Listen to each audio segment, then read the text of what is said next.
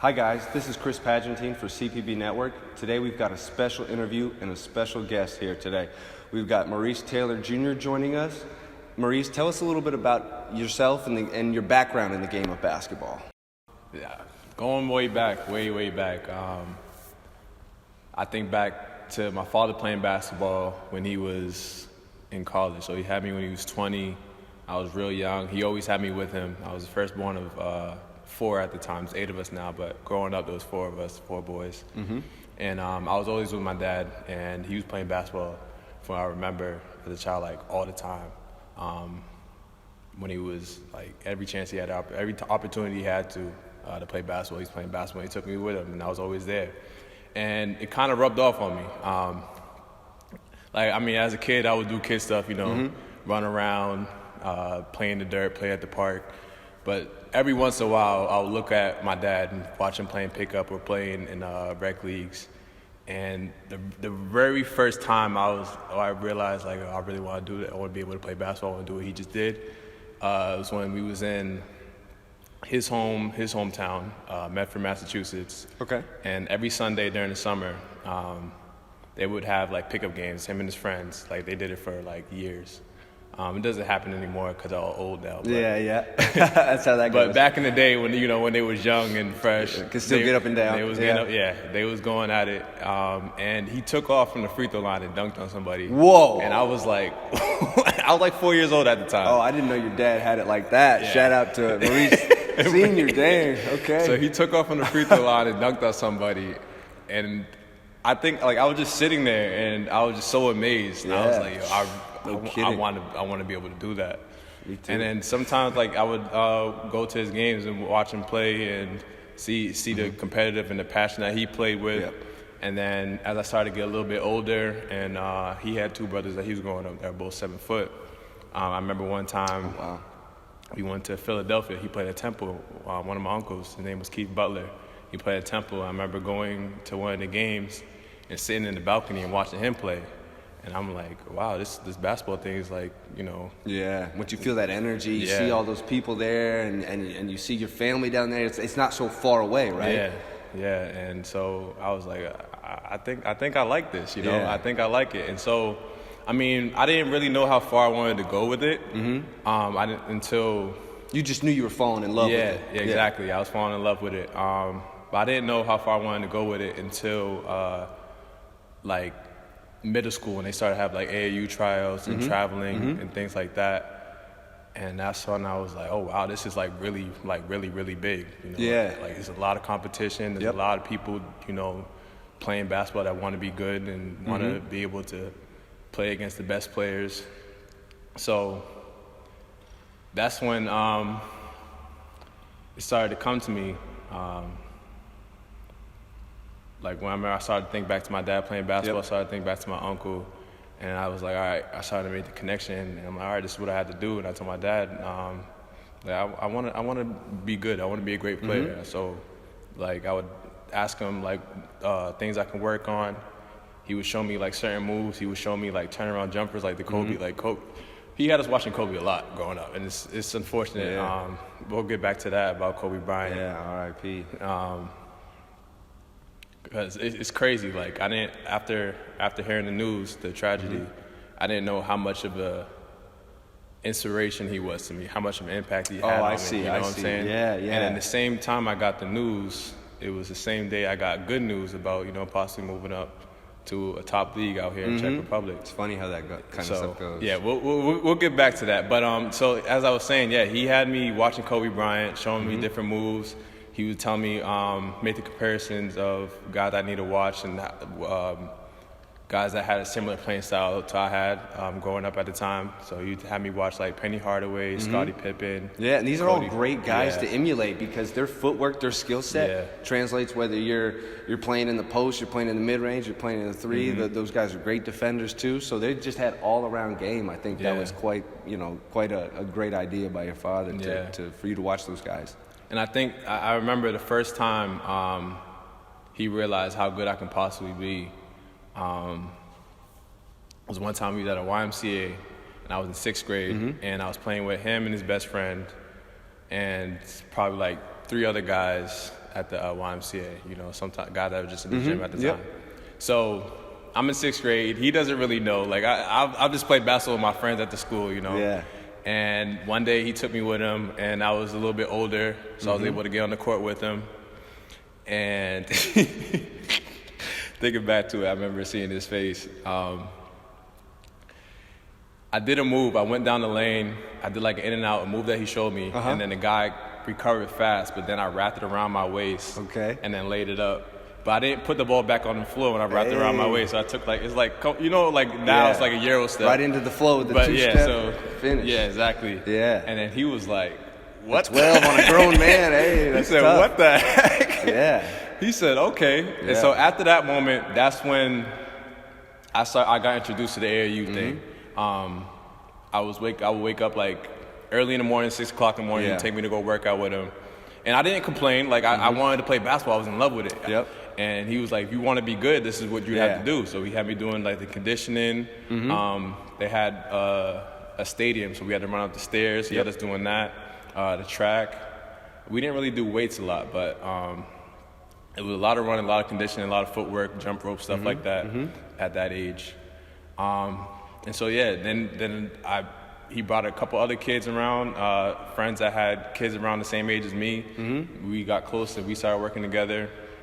We would stay with each other all the way up into high school, and then have a couple other guys that we played with throughout the years. But that's where it all started. That YMCA, and he saw the potential, and then he just kept working with me, and I kept asking him questions, how I could get better, what can I do, and he would teach me the game. Like he a lot of times you have people teaching you the skill part, the isolation things, but he also taught me, all right, if this guy commits to you, like on transition, that guy's open, or 3-on-2, if he doesn't read the game. be able to read the game, be able to defensive rotations, things like that. So he was also a great basketball mind. So all that came with me throughout the years. Like I carried all that with me. My dad, he was a very, very competitive, very passionate guy, and there was only so much he could teach me. Like after a while, it didn't. Like some of the things that he taught me couldn't carry on to the next level, but it helped me get there. You know what I'm saying? It helped you get there. So that was the goal. So fast forward a little bit, so AAU is where you kind of come out of your little bubble of, hey, I'm really good in my town, and now you see, okay, there's other guys that are good in other towns, in other cities, in other states, and now it's like, oh wow, I really have to step up my work ethic, what I'm doing to not only compete with these guys but get better. So it's like, it seems like that's where, not only for yourself, myself, and many others, where a lot of guys learned to get serious was those AAU middle school ages, which carried into high school. So how do you think that helped prepare you to how you ended up going with your high school career? I would say, like, my dad, another good thing that my dad did is that he brought us to all the showcases, all the tournaments that were in the area where all the top players played at, to see how I matched up against them, right? And then once me and my brother that I played with all the time, his name was Juco Taylor, a year younger, once we made a name for ourselves in, New England, we started to expand a little bit. Like junior year in high school, we went out to like Chicago, played in Las Vegas. So we started expanding a little bit to, really match up against not just people in New England, but in the United States. Was this more to see where you were at, or was this more to get the exposure, get the experience, the whole package? Both. Okay. Yeah, just to compare where we were at and to see what level we can play at and to get the exposure at the same time. Yep. And that's at a time where, not everybody was doing that. Today, I think AAU is very saturated. Everybody knows that you got to get on that circuit, and that's where the coaches are, and, it's every weekend, every summer. Guys are out playing with, different teams, different states. It's, very saturated, whereas back in the day when we were a little bit younger, not everybody was doing that. You only found like the most serious guys out on those circuits, and that's kind of how the only ways you would get seen and developed. And he definitely, carried that with him with us. I mean, he honestly tried to have other teams coach us, but he didn't like how they were helping us propel, they wasn't teaching us the game. They weren't helping us grow. Yep. And that's something that carried with me to this day, being able to grow and keep improving and keep learning, not being stationary, not being fixed. It's not about the AAU wins. Yeah, it's about exactly. what you do improving. with that. And so he started from the bottom. He didn't like how certain teams were running their program, so he's like, you know what, I'm gonna run my own AAU team. I'm gonna help my sons get to the level they deserve to play at, because I see the potential in them, even though they don't see it. I see it in them, and I believe they can play at these levels. And that's you just got to get them in front of these guys. Yeah. And then he like sometimes, like, we'll get to the high school stuff too. Like, he had to make decisions that a lot of people didn't agree with, but he was like, listen, I see the vision with these people, with my sons. A lot of you guys don't see it, and I'm going to put them here to help them get to where they need to go. And it worked. Honestly, it really did work. So he took us. So we started at Cambridge Christian Latin. Me and my brother. Freshman year, I played freshman. There was talk I was going to play JV varsity. Didn't end up happening. But I didn't complain. I was like, all right, I'll play freshman. I just love the game. I didn't complain about it. I took it for what it was. Explain how it works in Boston. Can you select anywhere within the city that you want to go, or is it regionally? Like, no, if you live here, you got to go here? Yeah, it's based off the for public schools, it's based off the address. Yep. So Cambridge Christian Latin was a public school, and I lived in Cambridge, so I had to go to school in Cambridge. Okay. Right? But so these were kids you grew up with. Yeah. You were very familiar with this area, this school. I gotcha. Yeah. But it was a big school. It was a very big school. I don't remember the exact number, but it was a lot of students there. And so playing for the basketball team was very competitive too. Like, I believe that. Yeah. You probably had like 100 to 300 kids trying out for probably 45 spots. Because you got freshmen, JV, all three teams. Yeah. So it was very they had all the freshmen separated. Like, if you was good enough, they'll invite you to like JV and varsity. But mostly all the freshmen were downstairs, and then JV and varsity were upstairs. Trying out. And that's tough. If you got a really competitive school, a lot of coaches are thinking, hey, this kid can still develop it on the freshman team, and that means we don't have to cut one of these older guys that maybe we hang around, So it varies from school to school how things operate. Yeah, and then it's funny because, like, they wanted me to, but it's like they have their rules and regulations, and I love it. Like, the Cambridge Christian Latin tradition, the history, and the way they run their program is like no other. And I love it because I was blessed to be a part of it last season, being a player and then being a coach last year. So in terms of how, like, what's so special about this program? They don't. So, like, once you graduate, they don't just like let you go. I got you. You're still part of the family. Exactly.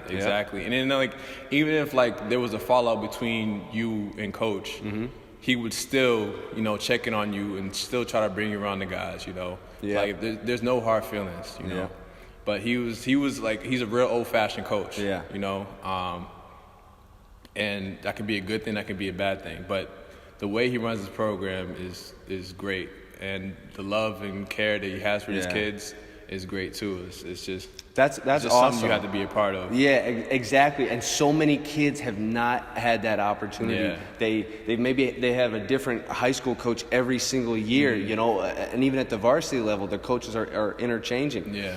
And I was the same way as you. I was very fortunate to grow up in a very good basketball program with a coach that was so dedicated and committed to us and worked with us from like the age of 9 up through when we graduated through high school. Yeah. I mean, and at the time you don't understand, and you kind of take it for granted, when coach is being tough on you or he's instilling a lesson on the team. But man, looking back, I'm so grateful. Yeah. Going all around the world and seeing what some kids have to deal with in their high school program and their club program, where they don't have the commitment that we had, or somebody that really cared like that. And that is so valuable. If you got that, thank your coach. Yeah. It might seem at the time very frustrating, but I'm telling you, it's a beautiful thing. Yeah, it's definitely going to pay off. And you hit it right on the knob. Like, at the moment, it doesn't feel good. Like, you're a young kid, you feel like you know everything. Yeah. But then when you actually go through stuff, you would be like, all right, I see what they were trying to teach me. Yes, exactly. But going back, so like freshman year, I was playing freshman, didn't complain. I was, I'd love to play the game. So, and I wanted to go play varsity. I didn't make it that year. There was talk I could have made it.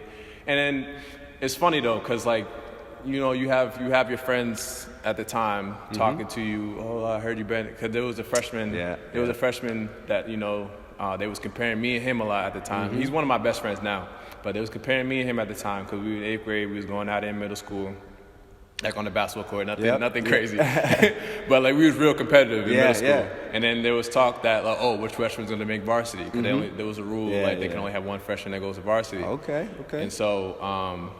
Since I didn't have my paperwork in on time, I had to play freshman. But they would like people would have talk like, oh, I mean, I heard you was better than so and so. I mean, but why are you not on varsity as a freshman? And you got to tune that. And then it's like I could complain about it. I can listen to it. But I'm having fun playing freshman. I'm having fun getting better. I'm having fun getting right mindset. That's the right mindset. So many kids, especially at that age, that 14, 15 age, they're going to feed into that. Exactly. It's going to eat them up. And it's sad sometimes. It's only going to hurt you. It's sad sometimes because some of those people that pay attention to that are very good players. And then they never reach their full potential because they listen to that. Exactly. And it's just crazy, like because like. I'll get back to that too, because I wish I kept that same mindset when I went to college. I didn't keep that same mindset, but I was able to get through freshman year. We went undefeated the whole freshman year. It was funny though, like I did the exact same thing. We was playing so good, right? Our freshman team was so good. We was beating teams by like 40, 50, 60 points, and. There was one team, there was the freshmen that played varsity, and because we were so good, they had to play on the freshman team. They did the exact same thing, man. It's just like I'm here in my high school career all over again. And you still beat them, right? Still beat them. We did the same thing, too. Beat the crap out of them. They put the varsity players, the JV players, the coaches, everybody on the team. Still whooped them. And we went undefeated. And then so I had a big summer that year. And like it's funny, too, though. They also had the rule to, keep your grades up. Like eligibility was a big thing. They was like they followed the rules, like the MIA, like the regulations and all that. Cambridge Region Latin, they went by the book, That's good. That's good.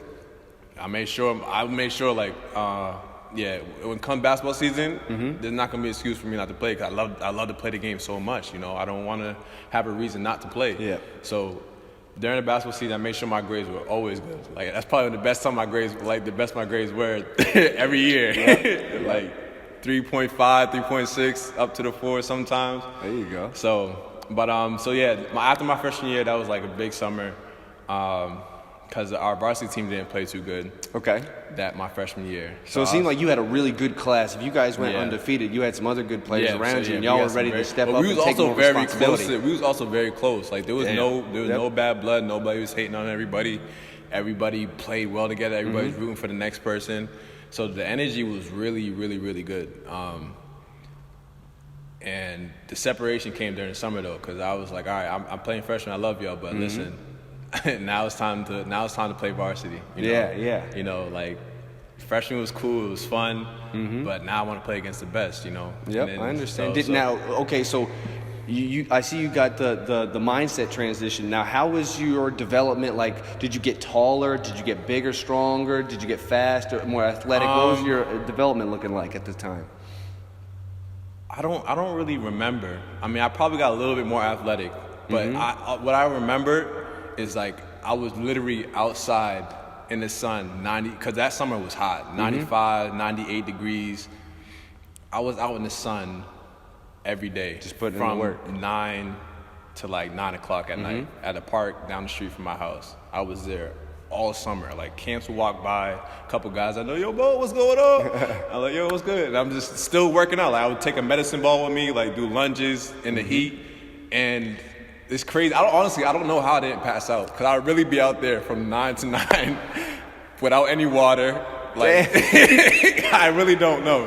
He really wanted to be on varsity. I really That's did. What it takes. I'm telling you. That's some commitment right there.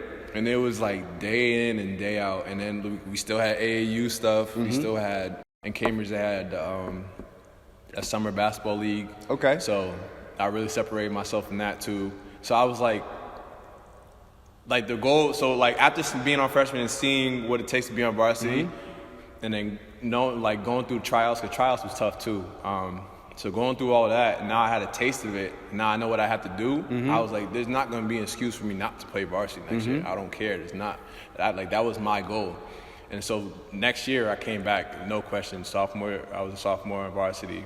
So you skipped that whole JV level? Skipped that whole JV. JV. The exact same thing, went from freshman to the varsity. I was the second guy, I think, in program history. And I've never heard anybody else say that. We've got the exact same story. We both went undefeated and then made that jump the next year. What did you do that freshman year, that freshman summer? So that year was a big year for me as far as physical development. I went from a little 5'9", just scrawny kid, kind of average athleticism, to now I was 6 foot, more lanky, long. I was still thin, but now my athleticism caught up. I was getting up, over the rim now at this point. And I had a really great AAU coach by the name of Craig Dawson. He used to play at Wake Forest. He was an All-American there. He's an amazing player, great coach. And he really helped my development get to where I needed to be to play on that varsity level the next year. How often did you work out with him?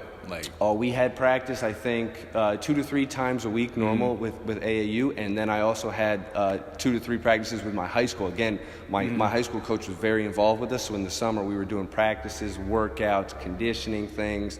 When I went from middle school to high school, I stopped playing all other sports and just dedicated it to basketball. So that's kind of that whole summer was all basketball, whether it was with my high school team and we were traveling for some type of tournament, team camp, what have you, individual camp I was going to play, or I didn't do too many exposure things at the time, but it was more like a 5-star thing where I was trying to get better. And playing AAU and working out with my AAU coach, and that's what got me there for that next year. And not only was I on the team, but I was ready to contribute. I was started, I'd say over a third of the games that we played, especially towards the end of the year. I was 6th, 7th man most of the time, contributing pretty good points. Wasn't quite at double figures, but it was 8, 9 was my average around the time. So it was a big jump up from where I was as a freshman to now as a sophomore. Yeah, I always been tall though, so that's the crazy thing. Like my mom, she's 5'11", my dad was 6'4", and I was always tall and lanky. I probably caught my first dunk when I was 14. Okay. It wasn't consistent though, it was on a good day. Yeah, I understand. That was it was on a good day. So I mean, the thing that separated me is that I just stayed consistent during that summer. I had a plan, I had a vision, and I just made sure every day I put something forth to making that vision come true. There you go. That's what it takes. Making those little deposits daily. Exactly. You can find something to do every single day to help your improvement. Exactly.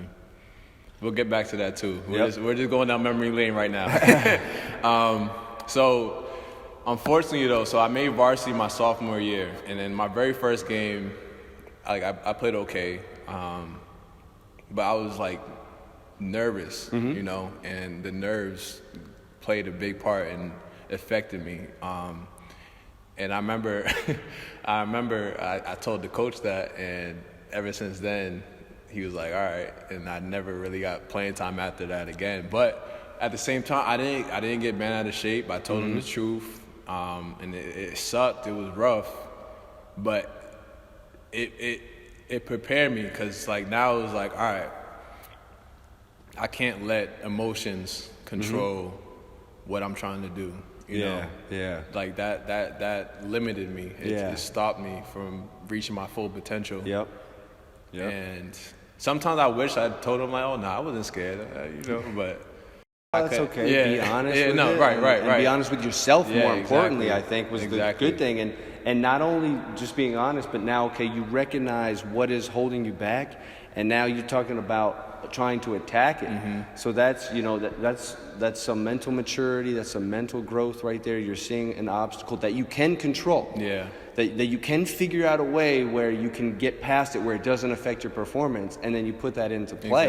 That's very mature for that age. Exactly. And it was a very, very big jump, because we went from freshman not too many people. I mean, we had a couple people watching our games because they knew I was supposed to be on varsity. They wanted to see what I was about. Now the lights are on. It's different. And then we was undefeated, so they also were like, all right, why is this the only team in the program that's undefeated? Why are they so good? Yeah.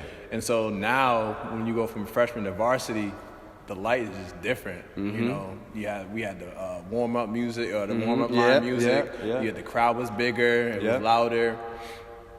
Uniforms were shinier and nicer, you know. Of course, and it's more competitive. You're going against better players. All that, you know, I had to learn to separate myself from that. You know, it's crazy. Like, once I realized you have to separate yourself from reality, to a sense, like. Basketball was that thing that I used to separate from reality, you know, because like it's a gift that I was blessed with, you know, that you feel is like your purpose in life. It can be difficult to reach your full potential, or to show your full light, or you know to be your best, you know. So that's what it was my sophomore year, and I wasn't sure if I really realized that, but I realized like I can't have that, you know, stop me from reaching my full potential. And that's when I realized, like, all right, this is what it comes with. You come with the nice jerseys, you come with a lot of people on the fans. I mean, a lot of people on the stands, and you know, it's Not you can't have too many mistakes, you know, because every possession matters. Once you separate yourself from that as a basketball player and realize what you bring, the sky is the limit, you know. Yeah, that's kind of how I know that I remember that always showing up in different ways in different periods of my life where I was unhappy with my situation. Like the healthy way, it sounds weird, but it's like it frustrates you to the point where you have to make a change.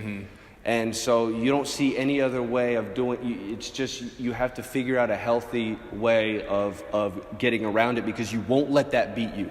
So that's very brave, especially at that age. It's very mentally tough, because a lot of kids will let that consume them in any form, whether it's basketball, whether it's other things. They let that anxiety take over.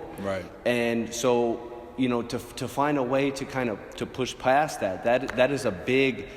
That's another way that basketball translates into life, because you're going to be forced with with so many of those type of things throughout life, and then where do you go from there? You got to figure out your way around that obstacle, or to kind of take that obstacle and make it obsolete.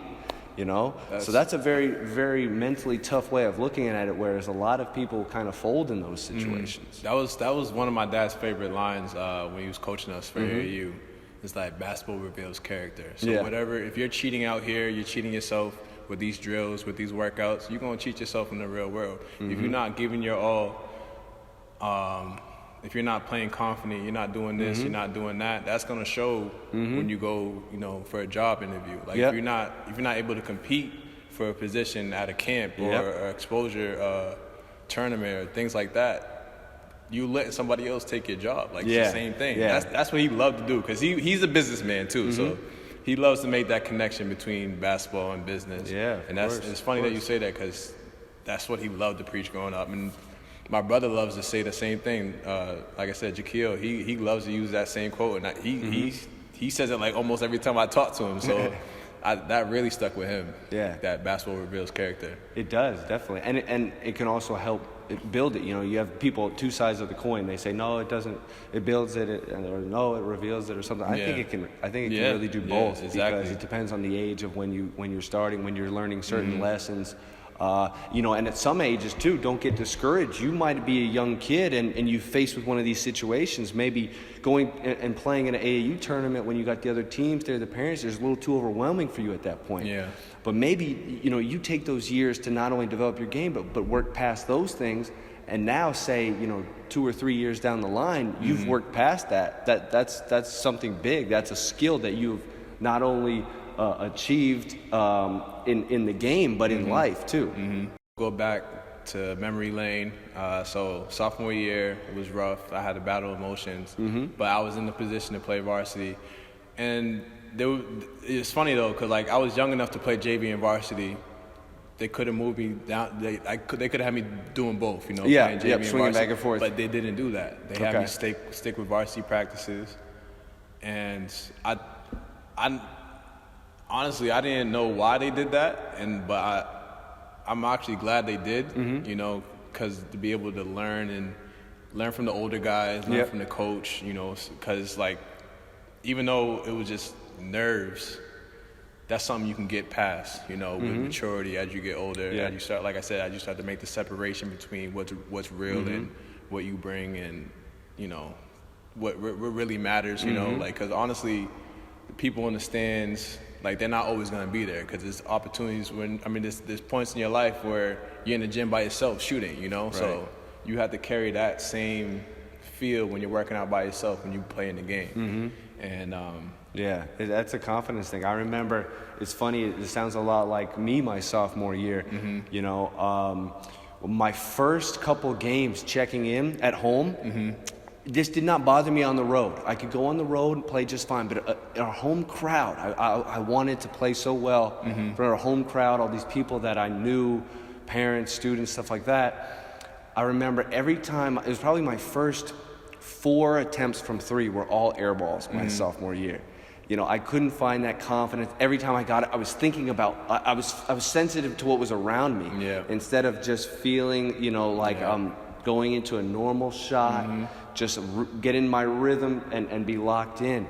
And that was another thing I had to overcome because I'm thinking to myself, I'm a good shooter. Why am I shooting these air balls? Okay, I identify why. Now I gotta make the adjustment. And it's funny that you say that. Like a lot of times we worry about what other people can bring to us, right? Instead of realizing it's really about what we bring, you know, because people are there to watch us. We shouldn't have to worry about what their opinion about when we miss a shot, when we make a shot. You know, we're the ones putting in the work when they're not watching. So only we know what we're able and capable of doing when we're by ourselves, right? And so once you pay attention to what's going on around you, you lose yourself, like you said. Exactly. You were so focused on what was going on, and you probably took those shots like 100 times, 1,000, millions of times without people being there, but because you were so focused on what was going on around you, and like with me, because I was so focused on what was going around me with the stands, we flopped. Exactly. It felt like all of a sudden, you know, the camera turns and it was on me right on the catch, and everybody's looking at me, and I'm so sensitive to that.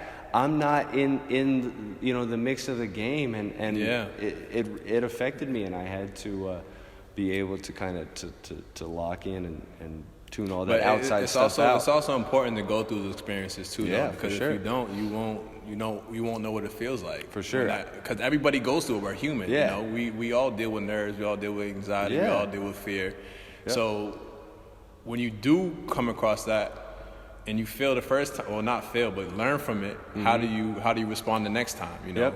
Like that's what maturity is. That's what growth is. That's what you know learning is. I think it came down to really big 2 things for me. It was like I'm not playing for these people's approval, and also you know putting in the time and when you see the actual improvement in what you're dedicating your time to, whatever. If it's, say you're working on becoming a better shooter, say you're working on improving your handle.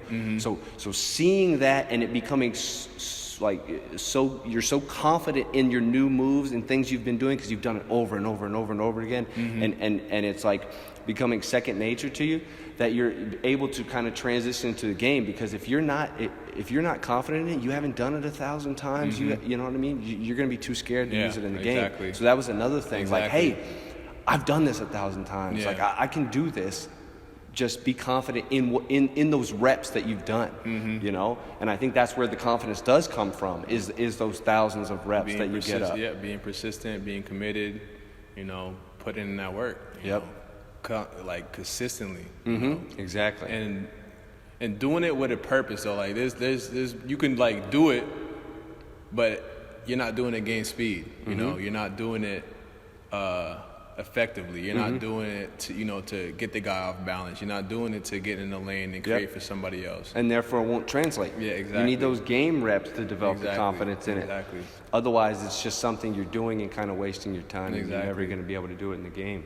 So, okay, now let's fast forward to your junior year. Now, junior year, do you go to a different school? Are you at the same school? Does your recruitment begin? Let's hear about that. So I'm at the same school at Renton Latin, and it's a very good season.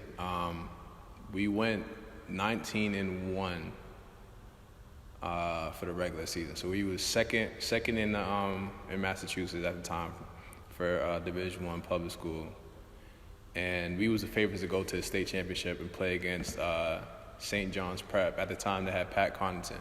Okay. And he plays for Milwaukee. Yeah, and so it's funny. Oh man, we played in the same preseason league right before the basketball season even started, and we played in this little gym called Fidelity House, a lot smaller than this. Could he get up back then too? Yeah. He worked out at this gym called Athletic Evolution. Okay. If you're ever in Massachusetts, go there. Like one of the best strength and conditioning places you can go to. But so he trained there, but we played in the preseason in a small gym against them. Me, my brother, and a couple other guys that were on the freshman team. When I was playing freshman, and we played against his team, and that literally it felt like it was the state championship game in there. Like it was so tiny, so many people, and in a small gym, but the game was super competitive. Like we lost by a buzzer beater. Okay. The guy, it must have been competitive. They shot the ball. One of our guys missed the rebound, and then he grabbed the rebound, put it in. Oh, game. no. He was like, man. Then we was like, all right, we'll see them in the state championship. Unfortunately, it didn't work out that way, though. We lost big time. It was a super, super big upset. Like, we was on a roll during the regular season. Like I said, we went 19-1, and our shortest guy was 5'8", but everybody else was like 6'2" and above. So we was tall, long, athletic. For a high school team, Yeah, and we lose to a team. We also kind of got cheated too, though, because they used too many timeouts, but the referees didn't call the tech. Okay. And they took time off the clock too. This is all in our home gym. Like this is crazy. This is crazy. Yes. Wow, it's disrespectful. Yes, and so we end up losing at home. And then we never made it to the state championship. And then so my dad made the executive decision to send us to a prep school. Okay. After that. Okay. And what was the thought process? Why exactly? Thought maybe better for exposure, better fit? I think he was feeling some type of way about the loss. It might be about that too, because that was rough. But also at the time though, everybody was reclassifying. That was getting big. Yeah, that was a big thing at the time. But he was like, oh, no, you guys need to win, da-da-da. Yeah. And if you reclass, you'll be able to get stronger, faster, this and that. So I can see it. It was a good decision. I mean, I didn't like it. I didn't want to leave Cambridge at all. Yeah, I understand. Your friends, where you been. That too. My friends, they didn't really like it either. They was clowning me. They were like, "Oh no, you a prep school kid now."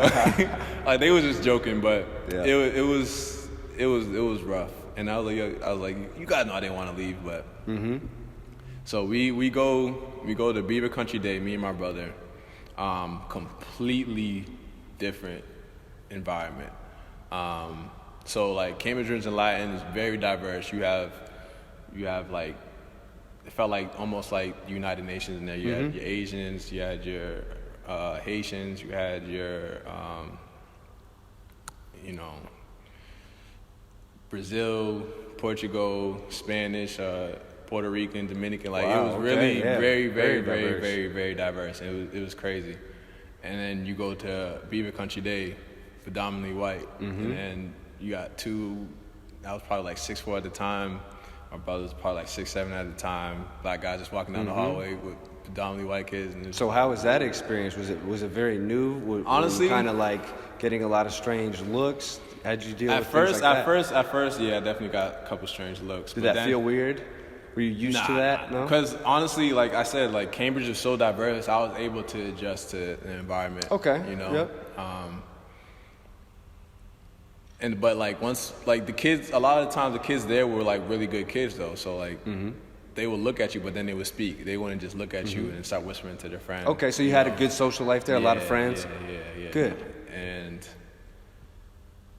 it was like the shift. It was just different though, cause like even at the basketball games, you had we like my junior year when we was like 19-1. Every home game was sold out. Then we get to Beaver Country Day. Probably have like 15 people in the stands. And it's like, really? And we was a very good team. Oh, wow. We was a very good team. So did they have the tradition or just not the following? Or was it very young in there in the program building? I would say the timing of the games were also like very off too, because they would have it like at 4 o'clock. You know, a lot of people. Wow. Yeah. Wow. I'm like, why? Just right after school like that, huh? Pretty much. And it's like, why would you do that? Like, yeah. Like a lot Gotta of make it parents, an event. Parents can't come. You know. Where at Ringe, it was like at 7 o'clock, so everybody was able to go. Yep. All the students there, everybody. That's what makes high school basketball great. The 7:30 game, you know. Yeah. But I wouldn't say they didn't have the same tradition as Cambridge, and like I love both schools though. Like I mean I wouldn't regret it. I mean I don't regret nothing at all. Like each school had had a reason and a purpose for the way I am now. You know? Okay. And so at Beaver Country Day, I was also able to go to the gym at lunchtime. Like it was more of a free schedule. Now, this was a much smaller school right? Much smaller school. Like it was a middle school and a high school put together. And where I was at Ringe, we had a couple thousand. At Beaver, you had a couple hundred. You know, so it was a lot smaller. But like the community was real nice. Like probably like once or twice a week, we would have our like community meetings. You know, with your advisors, meet with them. But they had a structure of like a college structure, so you pick your own schedule. I mean, your own classes, and then you probably take that class once or twice a week. Yeah. You know, twice, three times a week, and then you would have like long lunch periods. Like lunch would be probably like 45 to like an hour 15. Wow. You know? And so a lot of the time I would eat lunch, go to the gym, work out. You know. So like the freedom was different from Ringe and Latin. Do you think that helped you prepare for college and be able to manage your time while? Yeah, definitely.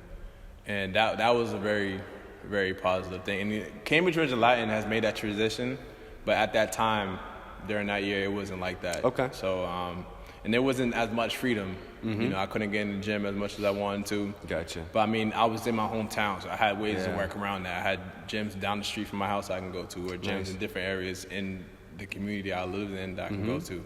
But at Beaver, everything was right there. Everything was open to you. Like they didn't lock the doors. Like people leaving their laptops and phones all over the place. I'm like, this is different, but it's good. I like it. Yeah, you know? And so a lot of that rubbed off on me. I was able to carry that with me as I went to college. And so the crazy thing is, so after my dad, so he made the transit, he decided that we was going to go to Beaver because he felt like we needed to win. We went to Beaver and we won. Like we was a Class B team and we played, we won the whole thing, New England Class B that year. So we was NEPSAC Class B champions our first year there. And we had a very, very good team. Yeah, that must have been an awesome feeling. And then so after that, he kind of, you know, walked out with his chest up. He's like, oh yeah, I definitely made a good decision. I know what I was doing. I told you. I told you. Yeah. He's hilarious. So now after winning the championship or even getting into these state tournaments where now you're playing in some bigger gyms and do they still play at the Celtics arena, the championship games? No, or? for prep school, no. No? No, okay. for public school, yes. But you're moving to bigger environments. People are coming to see these games now. Did this promote any exposure for you college-wise? What was that like? It wasn't until AAU. Okay. AAU junior year. Spring, summer. Okay. During the live period. So my senior year, when I came back, we was the favorite to win again. But during the practices, we would actually have coaches that were recruiting guys on our team in the gym. Okay. So like I remember like UMass. That's what happens after you win a championship. Yeah, I had like UMass Amherst there. They was big. They wanted to go there. Boston University. A lot of good mid-major, and actually sometimes high major Division I schools in the gym. Because my brother was on the team too, and when he was at Ringe and Latin, he got I forget what the label was or the title that they gave him, but like he was leading like the state in blocking, Okay. And I think it was like All Scholastic or something like that. So they gave him like a frame with his picture, smiling, nice, cheesing, yeah. like so. That carried with us to Beaver Country Day. And I remember like they did when we was at Ringe, they did a news report on Cambridge Ringe and Latin, but it focused on me and my brother, talk about like tailor-made. They took it down, but at the time that was big. So when we went to Beaver Country Day, the coach used that to help bring other recruits to our school. Yeah, so okay. That was big, but like all that attention brought coaches to the gym too. Yeah, and great. especially since we won, brought more coaches to the gym. For sure. But I signed early to North Carolina A&T early in my senior year because they was committed. They followed me throughout the whole summer of my junior year or going into my senior year. It was at every tournament, and then I did the visit. I loved it. So that North Carolina A&T was another society change. So I went from a super diverse Cambridge Ringe Latin school to predominantly white Beaver Country Day school to historical black school, North Carolina A&T. And so now I'm in different environments. Yep. I ended up committed to North Carolina A&T. I forgot to mention that. I ended up committing after the visit. And so how did that work out? You said, okay, that came through your AAU stuff. They traveled around to all the different tournaments, kept up with you, watching, so you felt real comfortable with them. They would call. They wanted you the most, it felt? Yeah. Yep. And I mean, Boston University, it probably would have been good to go there, but at the time. What were your options at the time? So you had BU, you had UNC, North Carolina A&T. Yeah, North Carolina A&T, I'm sorry. And then another school, but I don't remember the name of it. But it's crazy though, like a lot more offers came after I already committed. Okay. top offers like Maryland. Well, they had high interest. It wasn't like an offer, but Maryland, UConn wanted me to take a visit, but I'm a loyal guy, so I was like, nah, I'm gonna stick with A&T. But I probably should have. But as a young guy, you should probably take all your visits before you make a decision. Honestly, I wish I would have did that. But like I said, everything that I went through made me who I am today. So well, it's such a difficult time, like. And you were fortunate enough to have some other people in your family that had been through some of those processes and know some other people, and your brother was going through, but a lot of kids, you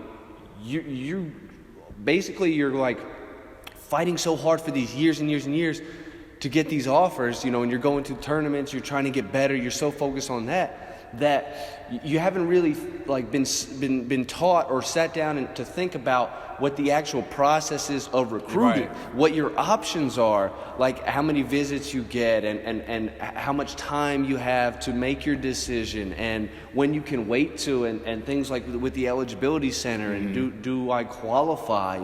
Man, it's such a hard route for kids all of a sudden to shift their focus from, hey, I'm just trying to get looks, I'm trying to get better, to I don't even understand this college system, and I think it's at such a young age. Most kids are bound to make some mistakes and regret. And I look back on some of my things recruiting, and I wish I would have done things a little bit differently, knowing what I know now. Yeah. But at the time I didn't. So you make the best of what you have.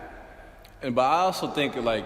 We made the decision based off of like fatigue, because there was a lot of. I believe I did a very similar thing. A lot of traveling, a lot of Because like a lot of times you when you go visit these schools, they're not close by, so you have to get on a plane or you have to drive to go visit them. Yep, it can be very overwhelming. And you do that a lot during the summer too to play basketball. So like when you hear, sometimes like you have to be patient with it. Like when you get that first like we'll get to this too, you know, making not just going for the next opportunity, but going for the best one, you know. Exactly. I think that was my first offer. Well, I mean, they vocally said it was my first offer, but I mean, I probably should have waited a little bit, you know, instead of rushing. And like I said, the goal. You're probably so relieved too. Like, okay, now all of a sudden this happened. I don't want it to go away, you know. Yeah, but that's where, you know, the confidence comes. You know? Like it kind of brings back to my sophomore year. You know, that nerves and the anxiety. Like, oh man, what if they don't really want me? So you know what? Let me hop on this right now. And it is such a rigorous process. I can understand why you said, okay, I kind of want to get this over with. These people have been wanting me. I did the exact same thing. These people have been wanting me. I don't really know or maybe have the means to explore some other options, or I'm not totally on top of my recruiting because I don't know how to go about everything. So it's like I'm so tired of just trying to deal with this and it's like I'll just go with whoever has been wanting me the most, and I made the exact same. Did you do it before decision. You went through your senior year? No, I waited. That was one thing that I was I'm happy about, that I kind of waited, but it was by the time where I finally made my decision, it was so exhausting. Yeah. You know? So I always knew I didn't want to like do anything too early, because my recruitment started when I was a sophomore, and it started to slowly trickle in. The first thing was from Radford, and then I kind of, you know, really got scared of like, okay, don't make anything too fast. You know, you're still young, keep developing. And then I think I kind of held on to that to the point where it was almost like, hey, you have to make a decision, you know, and just be done with it, you know. And I think I wish I would have looked at things more like what I really truly wanted to study, and what that major entailed, and what those jobs were like afterwards. And okay, would I like to go to this college if I got injured, if basketball was taken completely away from me, out of the equation? Would I like to be in this city if basketball wasn't here? If I was just a normal student, would I go to this school? Would I be successful? And is it something where I can be successful with my basketball schedule? You know, those are things I wish I had the maturity and the foresight to kind of think about and factor into the equation that I didn't really do. Yeah, but you know, we have to go through those things. Yeah. You know, like you said, in order to learn. So. Yeah. At the time, you know, I didn't have the same thought process I did now, and I shouldn't. From 30 to 18, I should not think the same way. Exactly. You know? It's a good thing you're not thinking the same way when you was 18, you know? Yeah. The maturity came, and now you're able to share this knowledge with other people so they don't make the same mistakes me and you did, you know? Exactly. So that's what this is all about, is sharing this information, this knowledge, so that you guys can make a much more informed decision, and also so that you can even come and think about some of these things that were issues with us that maybe you don't even know is coming. Yeah. And so now you're more prepared for it. Yeah. So I'm at North Carolina A&T. Yep. Big culture change. Went from predominantly white school to predominantly black school. And that was a big transition too. And it's funny, like, you don't really realize the labels and stereotypes you carry with until you're around like people that look like you a lot, you know. I remember one moment that stands out to me, and I was questioning myself. I question myself about it a lot every time I think about it. But like I said, predominantly black school, so almost everybody around you is black. And we were staying in the dorms. And I remember we was all sitting in the lobby, and there was a young black man that walked up to the door, and he's like knocking on the door, looking at me, and I happen to be the guy standing at the door, but it said on the sign like not to let anybody in that doesn't have a card, right? And I mean, when I think back to it, it's like why didn't I just open the door? Was I following the sign, or was it because of the stereotypes that, you know, that black man is scary, that you know, So that it taught me, being at that school taught me, the history and the culture of what it means to be black, and how to carry that, and how to, what our issues are as a black community. And the nice thing about being in Greensboro is you can get outside and be in a very multicultural, very diverse city. A lot of things to do. Great place. The thing, I feel like the thing that was like really troublesome to me is though, like I was carrying that and didn't realize it. Like I made a judgment about someone just because of the way they look, and then I would get it too, but like I did it to someone that looks like me, which was like, well, possibly, I don't know. I still think about it, but that's just a moment that stands out to me, and that's something like being in that environment, I was able to, learn about myself and grow and improve, like we've been talking about. But like you said, that comes with the maturity of it. Like I didn't know that I was carrying that with me, and so being in that environment, I learned to have an appreciation what it means to be black, and then being able to walk into different countries when you get those looks and stares from people, and not be able to feel insecure about yourself, feel like something's wrong with you because you look different, and so I everything that that I've been through in the past has brought me here to this very moment, and it's powerful. It's powerful. Like you can, and it's a blessing, that you meet people and that you're able, like if you're able to, outgrow that, because like sometimes you can be in certain situations like that and just ignore it, and not try to improve from it. Yeah. And like you said, that carries with basketball, that carries with life. Yeah. Because like if you're not putting in the work to be a better basketball player, and you're not liking the position that you're in, you can complain about where you're at. But if you're not, trying to make the change, you're not trying to figure out what you're doing wrong to separate yourself, then you're gonna stay where you are. So or I move feel backwards. Yeah, exactly. Yeah. So I think the culture change has been very, very, very big. So going from super diverse to predominantly white to predominantly black. It seems like like you're prepared now for anything, any setting you can deal with. I think that was great preparation for you. So North Carolina A&T, like you said, like being able to go to school, like if basketball doesn't work out, where it's a good education, a good environment to be in. Like you said, like even just in Greensboro, there's a whole lot of things you can reach out to. Charlotte wasn't too far. Raleigh's not too far. Durham's not too far, and so a lot of things going on around there. Great basketball in that area. Shout out that area. I grew up in Winston-Salem area, so I know there's great basketball Winston-Salem's right down the street too. Yeah. Winston-Salem's not too far. Foods were good. Yeah, very good. Food's very good. But unfortunately, I had to leave because basketball wasn't working out there. And a lot of. How did the season go for you? Take us through that. We was. You have a young team. We had a very young team. So they was off the hype of. They had just won the MEAC the year before. That's big. Right. And so they ended up playing the NCAA tournament. And so the energy's good, but they had 7 seniors on that team. So now this year, my freshman year, 7 new players, 7 freshmen. And so we're kind of, I wouldn't say I was one of the guys that carried it, but a lot of times guys would, take the success from the last year's team and then put on this year's team, and then they walk around like they did something, Yeah, yep. Like, I had a similar experience. My freshman year, we came in, and guys had won it the past 3 years in a row.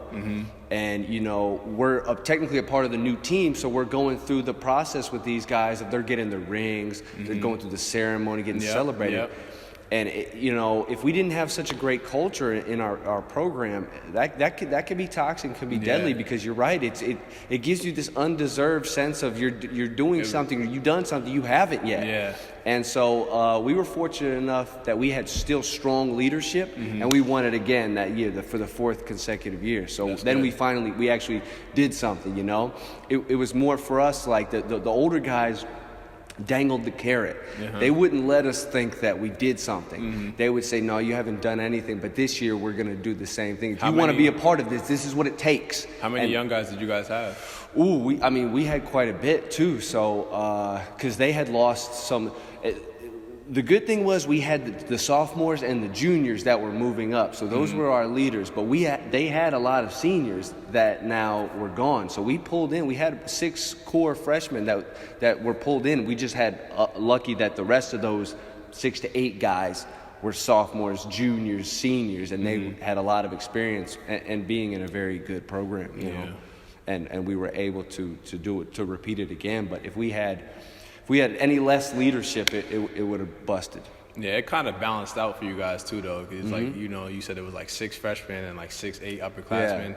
Yeah. There was a lot more freshmen than the upperclassmen on that team. So it was rough. And you know, like you said, like being able to catch it, we didn't catch it, and we didn't even know it was a toxic thing up until this point. Like I didn't even realize like that was going on until like I got to this moment I am now. Like now, did you also feel pressure? Was it from the students, from the fans, from coach? Was there a pressure put on you guys? I wouldn't say there was pressure.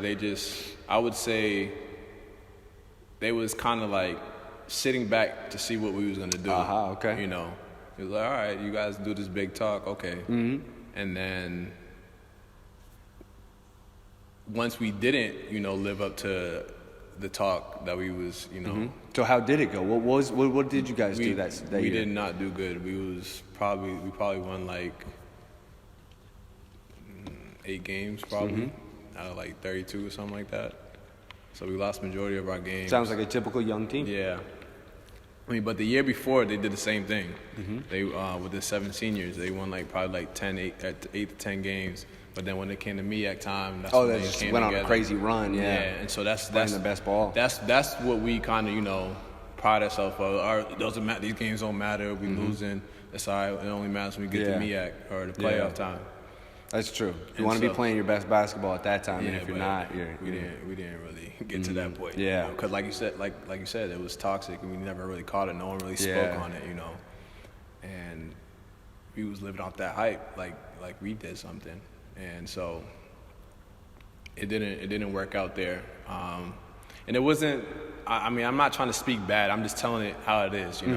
I probably should have did more research, ask more questions when I did the visit. But I mean, I'm not trying to talk bad about the situation. I'm just telling it how it is and how I experienced it and how it stands with me to this day. Yeah. And so it was another growth point, another learning experience for you, and now you take that and you run with it. Yeah. So after the freshman year, not feeling like NCAA is the spot, how did you even go about getting to a new place? So honestly, I wasn't sure if I was going to leave North Carolina A&T yet. And this is what time? Spring, summer? This was after. Well, I knew I was gonna leave after we lost our last game. Okay. That's when I knew.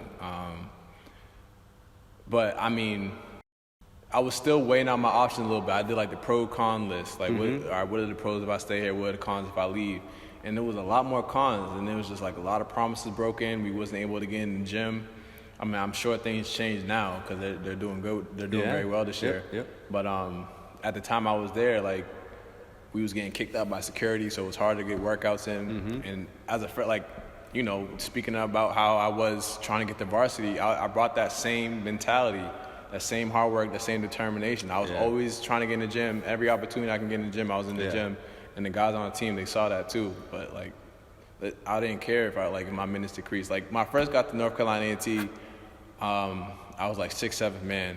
And it was just, I don't know, there was a lot of super unlucky stuff going on too. But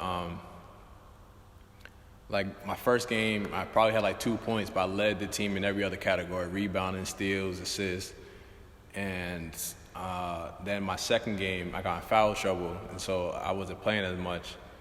And then third game, we played Ole Miss. I played bad that game, but they didn't remember the first game. They focused on the next game or the previous game. And so I was getting pushed down further and further down the bench. And I didn't know how to handle that, And there wasn't a lot of teaching going on in the program. That's another thing that's important.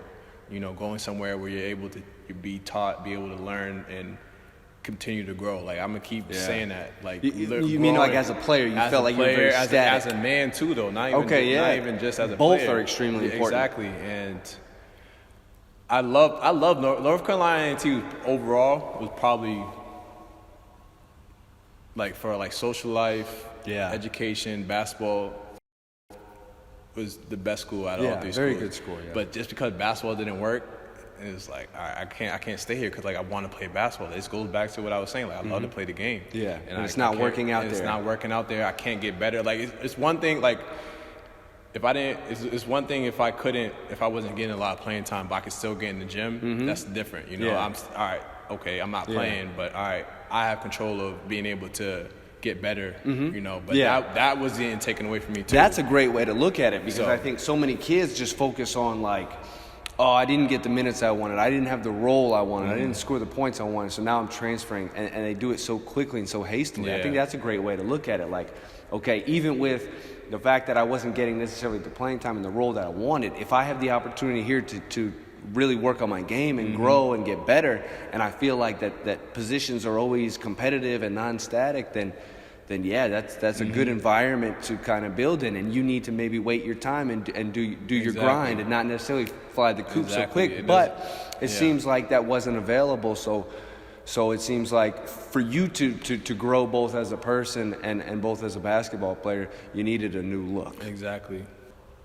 So I knew I was gonna leave after the last game, because one of the guys I was rooming with, he was a very key player, and like you mentioned earlier, you know, it's about getting better through the season. He was one of those players that, you know, he was quiet, but then as the season started to go on, he started to climb and really put like some big numbers. Like he made like I think like for like the first 10 games, he was like 7% behind three, and he shot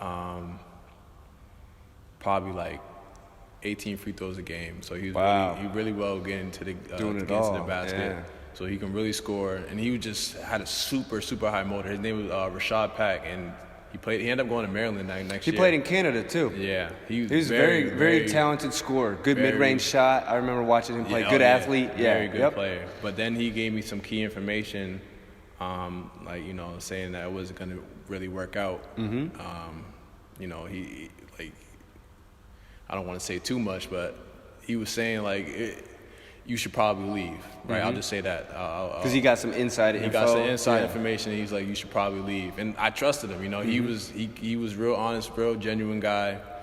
And, you know, he told me the reason why I should leave. And then, like I said, I weighed out my options, and I was like, okay.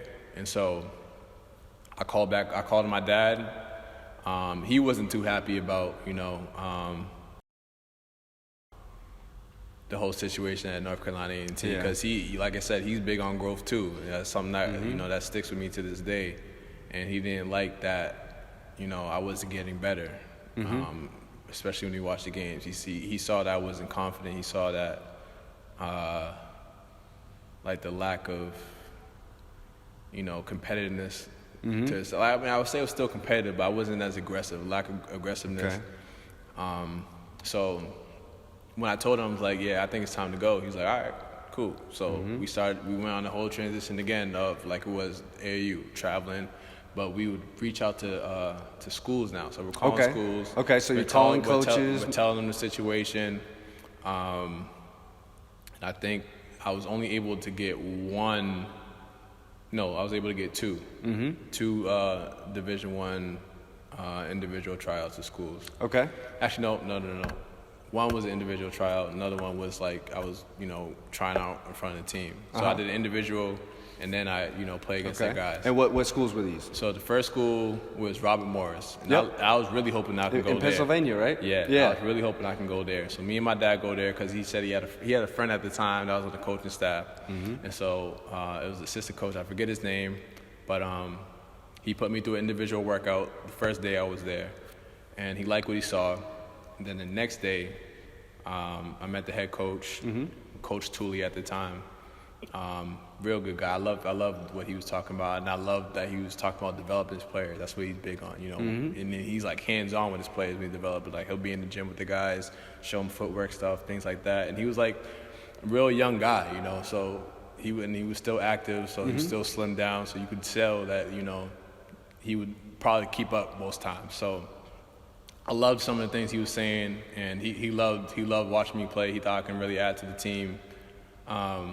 But it was one of those situations like, all right, we need a big man though. So if we get this big man that comes here, then we'll definitely, you know, send an offer to you and you can come here. But if he doesn't get him, then we gotta, you know, go with these other guys. I'm like, all right. I mean, he kept it honest, and I appreciated that. And you know, he saw that I was able to play, so that was another good thing too. And I was able to, you know, prove to myself that I was able to stay at that level, you know. I mean, going off of freshman year, when you're sitting on the end of the bench, you're getting further and further down the bench, and you're hearing information that you know you probably should leave. That can be difficult to deal with at times. Definitely. And I was able to break through that, and I was able to show and prove to myself and the others that I could still play at that level, even though my stats didn't show that, you know. So it must be a breath of fresh air to now hear these coaches kind of, you know, reaffirm what you feel and what you think about your game, and that you can compete on the level. Exactly. So it didn't end up working out, unfortunately, but like being able to see that, you know, there was a coach out there, you know, that wanted to improve their players, and I was like, all right, I gotta look for a guy like this, you know. I gotta look for a guy like this. So Hartford was the next school, individual workout. And I didn't know it was going to be individual workout. I was prepared to, you know, to go against the guys and put on a show, you know, and really show them like, yo, I deserve to be here. But the individual workout didn't go as planned. It was not a good individual workout for me. So I was like, all right. I mean, it didn't go as planned, but okay. You know, so what's another option we can do? So we thought about the junior college situation. We heard a lot of guys from North Carolina A&T did that. They went to a junior college. So I was like, all right, I'll do that. I'll look into that.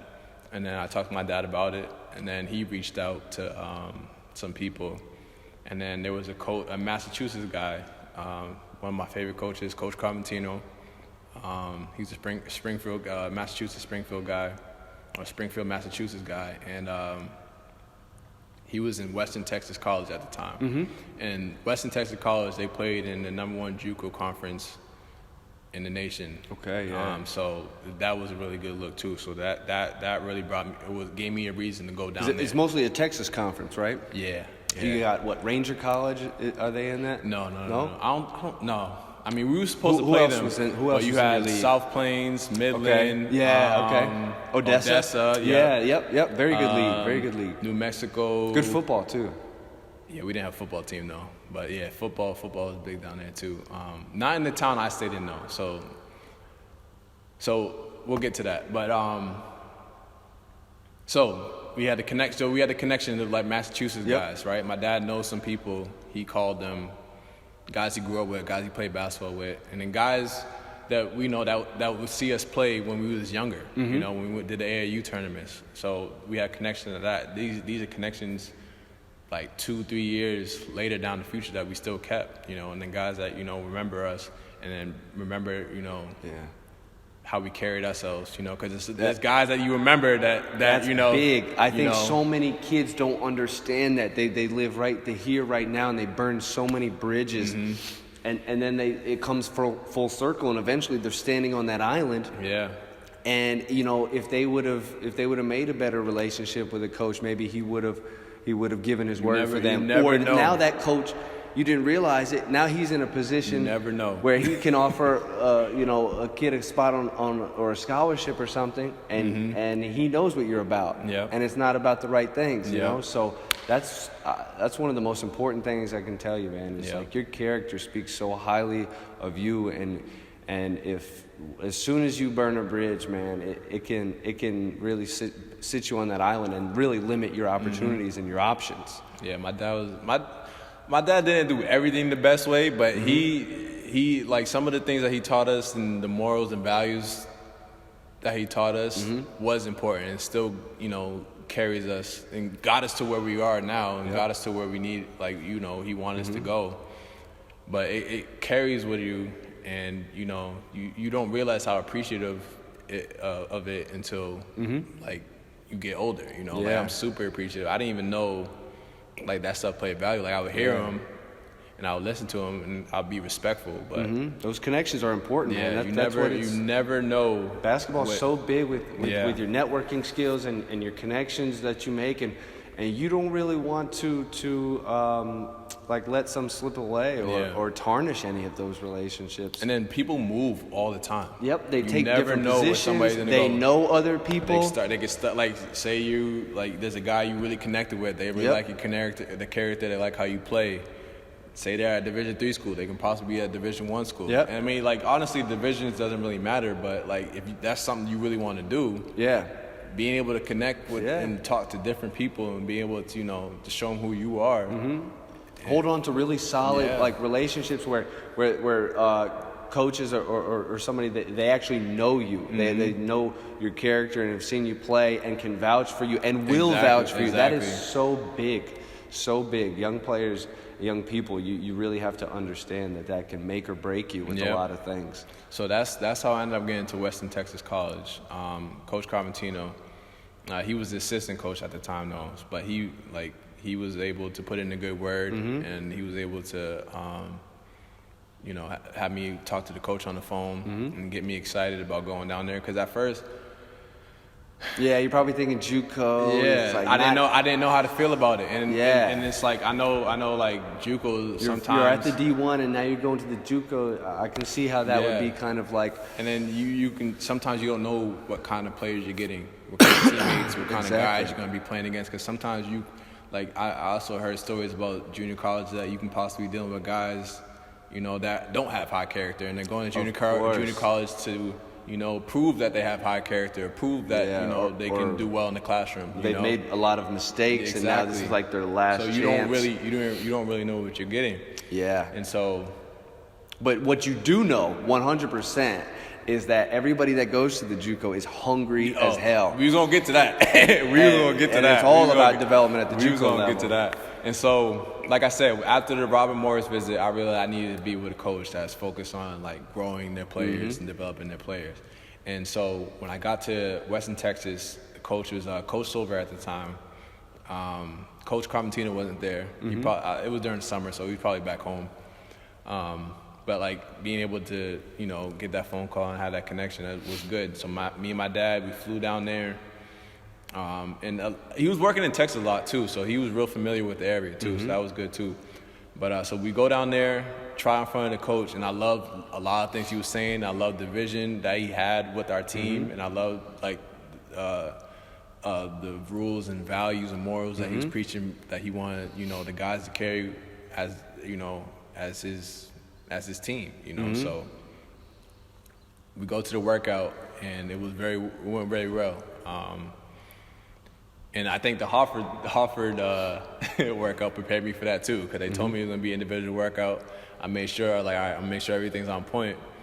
And he for some reason, another thing that he loved about me is that I was the oldest, and he was the oldest too of his family, and he was like, the oldest are always successful in their family. For some reason, I don't know why he believed that, but that helped me get the. I can think the same. My sister's older, and she's very successful. Yeah, more than me. He loved that line, and so that was another reason why he was able to offer the scholarship. So that's great. Yeah. Okay, so now, so it seems like you're liking the coach, and maybe you're getting a little excited about this Juco thing, and your mindset is kind of wrapped around of, okay, this is my grind year. I'm going to come in here and work. So put us through it. Now you're on campus. Now you're in class. Now you're going to practices. What was it like? Tell us. So, what? It's so funny, man. But so we get on campus. It's my first day on campus, and I'm right back to grind mode. So I have a vision. I'm like, I'm getting back to Division I. I don't care. Yep. You know, like, I'm not gonna have someone tell me I can't do something. Someone, you know, put limits on me. And that's what I felt after North Carolina NC, so I was real hungry. So it was, the mindset is like, I want to go D1 now. Is it like I got to get high D1, or I just got to find the right fit that's at a Division I level? Find the right fit at the Division I level. But so that was my vision, but I knew where I was at. So it's not like, all right, it's not like you weren't looking past where your feet are. It's not like forget everything else. Yeah. Forget everything that's around me. Yeah. I know where I'm trying to go. So I'm like, it's back to when I was in my trying to make varsity after my freshman year. Yep. See how these things come back full circle? So, and look at that. Guy goes from playing on the freshman team as a 14, 15-year-old. Now he's talking about playing Division I basketball. Yeah. And so it was just like real tunnel vision. Like I was focused on every time I can get in the gym, I was in the gym. Weight room, took that super serious. Coach Carpentino, he handled that. And everything he threw at me, I was banging it out. Like I was like super locked in. And it's funny though. And it's funny. So one of the roommates, that he's one of my best friends, man. He's hilarious. And it's funny, like it goes back to the stereotype thing. It's a good thing I didn't, really judge him on that. But his impression, like he has these tattoos, you know, like he was like light-skinned guy, walked down with his pants sagging, and I was like, all right, I don't know what kind of guy he is, but he would walk into me doing push-ups, right? Doing push-ups and sit-ups, and he wouldn't say nothing to me, and I wouldn't say nothing to him, and he was real close with the other guys, because he had another guy that he went to high school with that was on the team, and then he was real goofy and funny, and so he was able to talk to other guys on the team, and I wasn't really talking to anybody. I was like, listen, I'm on a mission. He's focused. Exactly. And so he walked into me doing push-ups and sit-ups, and then he goes back and tells the other guys, he's like, yo, I think Mo did time, bro. I think he came from prison. He's intimidated, man. I think he psyched him out. I think he did prison. But it's crazy though. I think he went to prison. But it's crazy though. Like I brought that same, like when you see me doing push-ups and sit-ups, I brought that same energy when we had practice early in the morning, when we did conditioning, when we did weight. I brought that same energy every single day. But it's funny now. Like when they told me that, we was. They was like, we was sitting in the cafeteria one time. They was like, yo, Mo, we didn't know you was funny like that. But the first time, we thought you did time. You thought you was crazy. We didn't know what to expect. But it's good to know, like, you were actually a human being. But I just told him, like, yo, it was nothing personal. Like, I just came out here with a mission. I told him my story. I was like, listen, like, this is where I'm coming from. This is how I'm carrying myself. And they was like, oh, man, I love those guys so much. Like, they were super supportive of it, and they was coming at me every day, and I loved it, and I was going at them. It's because, like you said, like, the junior college environment everybody was hungry, But they knew, like, since junior college is only a 2-year school, and I was a sophomore, I was technically a leader on that team, And then I played Division I. A lot of them were trying to play Division I. Yeah. So a lot of them looked up to me, and they saw that hunger. They kind of feeded off it too, but they also, brought it back towards me. Yeah. And so when we practiced and when we would play, everybody was pushing the next person. It was super competitive, but it was like healthy competitive. Like, for sure. Like there was trash talking too, but like we'd all be buddy, go to cafeteria, eat after. But it was like competitive. Like everybody was super hungry. Everybody wanted to get better. Everybody wanted, to reach that Division I level, or to play, find that program that helps to continue, reach their potential. That's what's so great about Juco is no complacency. None. Because you can't. None. Yeah. If you relax, the next guy's gonna next take your guy's spot. up. You got such a short period of time to make an impact, get your stats, and be successful as a team too. Like they want to see team success, not just individual. So. It's such a different animal. Like, describe also the difference in you're at NCAA and now you're at a Juco school. How different was the campus? Was the lifestyle? Was the basketball? Everything? Yeah. So Western Texas College was the traditional stereotype of a Western movie. Okay. Like, you had this. It was like in the middle of the desert. You probably had a Walmart. What was the name of the city? Snyder, Texas. Okay. And it was closer to like New Mexico. And we was literally in the middle of the desert, and you had like tumbleweeds, literally tumbleweeds rolling across the streets. Did you play any of those New Mexico JUCOs too? Yeah. Okay, yeah, there's some really good JUCOs out there. Yes. Yeah, those teams were really good too. I forget the names of them, but they were good. And then you had like the big Texas hats. The big Texas boots. They had the rodeo. I saw my first rodeo there. Okay, so yeah. like people. So now you're in a completely different culture. Environment so again. Like, exactly. You've been doing this, and now all these experiences seem to add up to help you at your next point, right? None of this stuff gets lost in the mix. These all kind of add up to help you be more successful in your next phase of life. Yeah, exactly. And it's crazy. Like, I didn't really think about it up until this moment. Like, all these different environments. It prepared you for the next. Yeah. But I love the southern hospitality of Snyder, Texas. Like, the people were super, super friendly, non-judgmental. Like, there wasn't too many black people, but they treated me as a human being, you know? Everybody was super friendly. Everybody. It was surreal. It didn't even That's very interesting. Yeah. So it was small college. What about your facilities and stuff? Facilities. It's another thing why guys are grinding hard. It was completely different from North Carolina A&T. Like, super big weight room. Different racks. They don't have the funding. They don't have the money. You got to work with what you got in a JUCO. The JUCO. The weight room in the JUCO was a lot smaller. But it was still nice. But you had to share with other teams. There was other teams. So you had to be considerate of that. And since it was smaller, you can't go in at certain times. Like when you're at North Carolina A&T, since it was so big, even if there was another team in there, you could still go in there.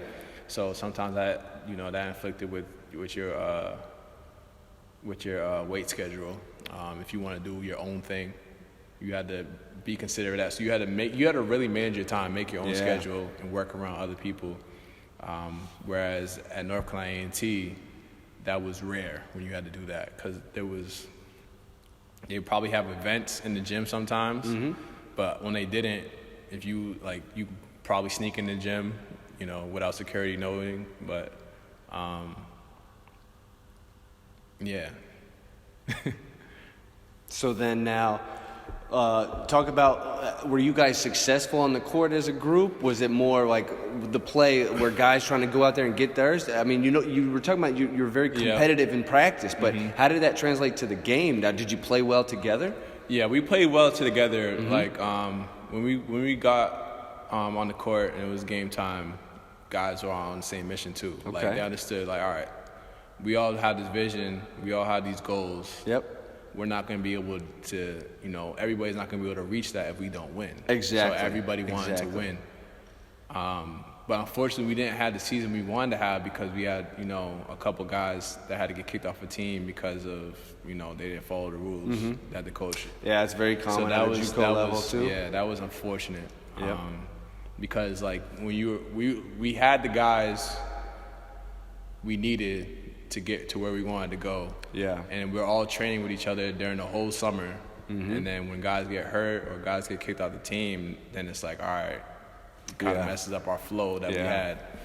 So we didn't have the season that we wanted, but how did that season pan out for you individually? Did you have individually? I had solid numbers. I averaged 10 and 8, I think. Okay, so now recruitment-wise, how did that come into play? Were you getting recruitment based upon that? Did you get any accolades that helped your recruitment? Was this you calling coaches again, or how did this whole thing work out from the JUCO to your next 4 year? So this time, my dad didn't have to get involved. Coach Carpentino, because I worked out with him a lot too in the gym. He was real hands-on. So he was on top of recruiting too. That's very common as a JUCO. He was also that coach. He was also that coach that that was in the gym with the players. He was real hands-on, and so he would throw different drills and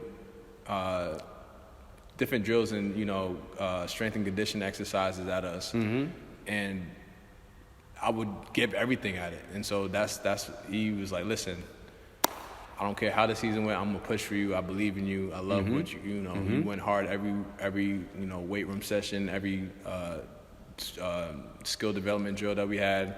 So I'm gonna do my best to help, right? And so he was he reached out to any Division I coach as possible, because I told him what my mission was, and he just focused on Division I.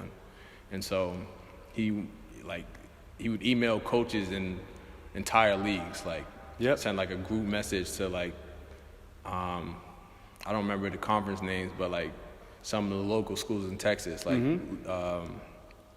teams I forgot the name, but so he would focus on leagues in Texas, focus on leagues in New York, and that's how I ended up going to Niagara University.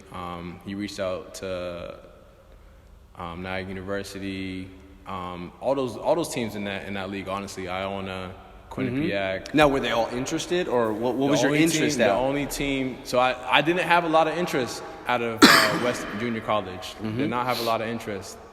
So that came about because your coach was contacting the conferences, and that was one place that got back to you. So now he's in touch with them, and what? Did you go take a visit at this point? Yeah.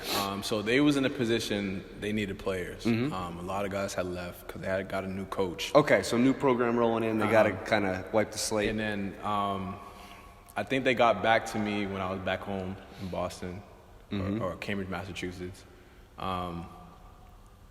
And they called. This is in the summer now? Yeah, they're in the summer. After I graduated from Western Texas College, I'm back home, and they called my phone directly. I'm talking to one of the assistant coaches. His name's Kareem Brown at the time, and he's telling me Coach Comatino was speaking very highly, and that they're looking for players, and that they're very interested, and that I can come out for a workout/tryout. So I was like, yeah, when? As soon as possible, because I didn't want to miss another opportunity. Because that's another thing. When I was when I was at Western Texas College, there was a couple schools that did call back, but I missed out on the opportunity because I didn't jump on it right away, And so I was like, all right, I'm not going to make that same mistake with them. And so they called. They said when we can go out there, and sorry. Thank God I had my dad with me. He helped me out.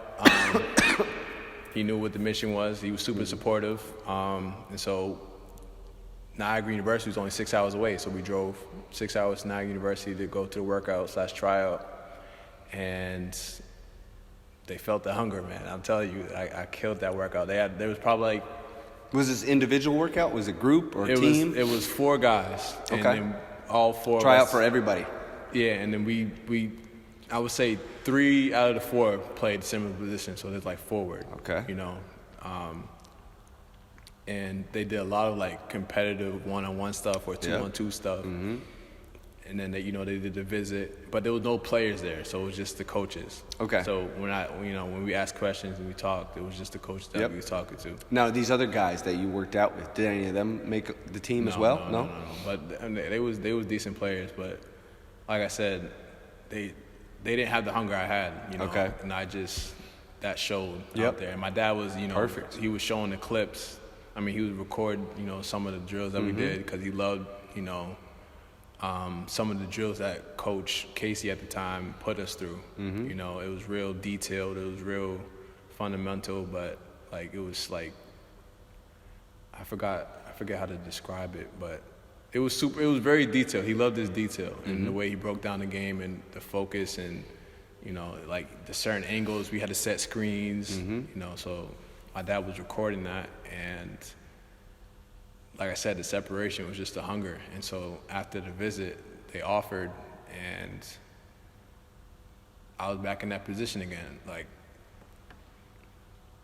Do I want to take this offer? Yeah. Because everything seems good, but I don't want to pass up on this opportunity. Because this is the only one on the plate at the time, right? The only one at the time, and I had nothing else really going.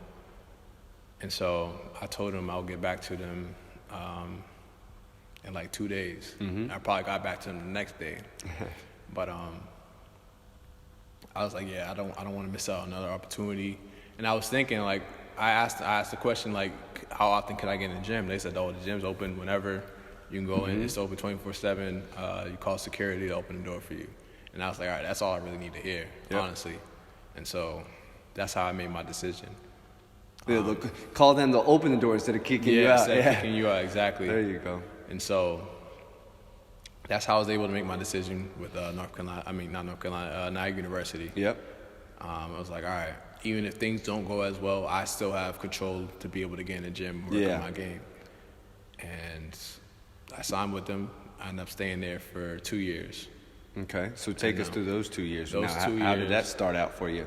Now, also away from the basketball side of it, what was the campus like? What was the community like? Did you enjoy that? Was it another difference for you, or was it something that your past had prepared you for? Something from my past that prepared me for it. Niagara University was kind of like Beaver Country Day. Okay, so I can see that. Yeah. I can see that. It was Beaver Country Day just with no parents. That's what it was. You know. Yeah. So school was small. Everybody knew everybody. Everybody knew that everything was going on. So. How many kids go there? I'm not too sure. But it's not a whole lot. Like less than 5,000? No, it might be a little bit more than 5,000. Okay. It might be a little bit more than 5,000. But it's not a big. It's not like. Not like over 10,000. Yeah, it's not over 10,000. No.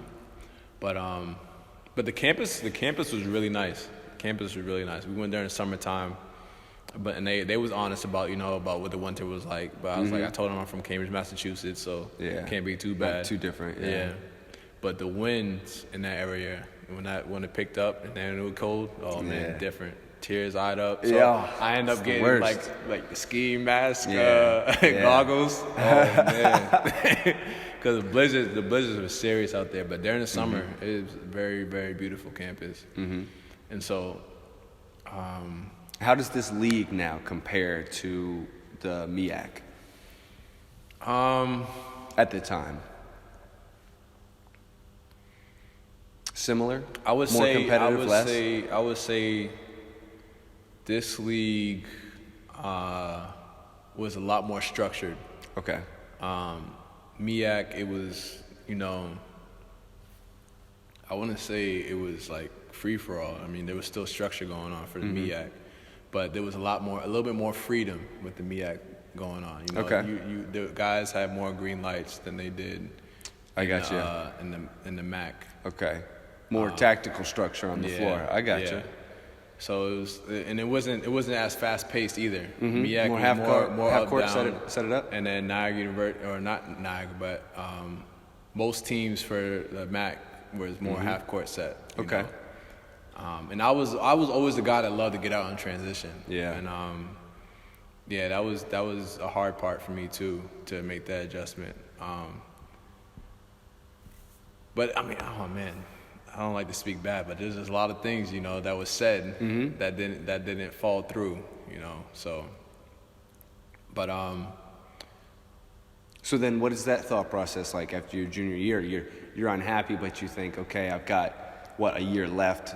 I should stick this out, or were you unhappy thinking you should go somewhere else again? What was your thought process after the junior year where you feel that it wasn't as, I don't know, it didn't live up to what they said it would? Did you have a good year individually? No, so I didn't. Team-wise? I didn't have a good year individually. They didn't really know where to play me. And like I said, a lot of things weren't, didn't fall through. So I was unhappy about that. But like I said, I went there because I was able to control how much work I was able to put in, and that was something that was very important to me. So I decided I was going to stay for my senior year. I was like, I got one more year. I can make something happen. And like I said, I have control of what work I put in, what work I don't put in. Yep. I'm in control of that. At least it's not like, they're kicking me out the gym. I can call security, have them come open the door.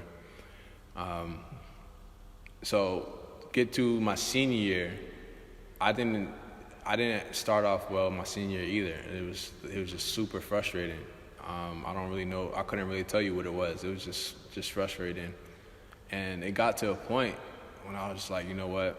And after this season, I don't know if I want to play basketball again. Yeah. Yeah, college can do that for a lot of guys. Just kind of knock the love out of you. And it's funny though, because like when I went from high school, it was like, all right, high school to college to the league or overseas basketball. And And that was still the goal too. Like when I was in college, like I had this long-term vision, to play in the NBA, and I made sure I tried to do what I could to put myself in that position. Working every day, like that same thing I carried with me when I was back to when I was a freshman. Yep. I brought that still sticks with me to this day. So my senior year didn't go as planned. Not until like towards the end of the season when I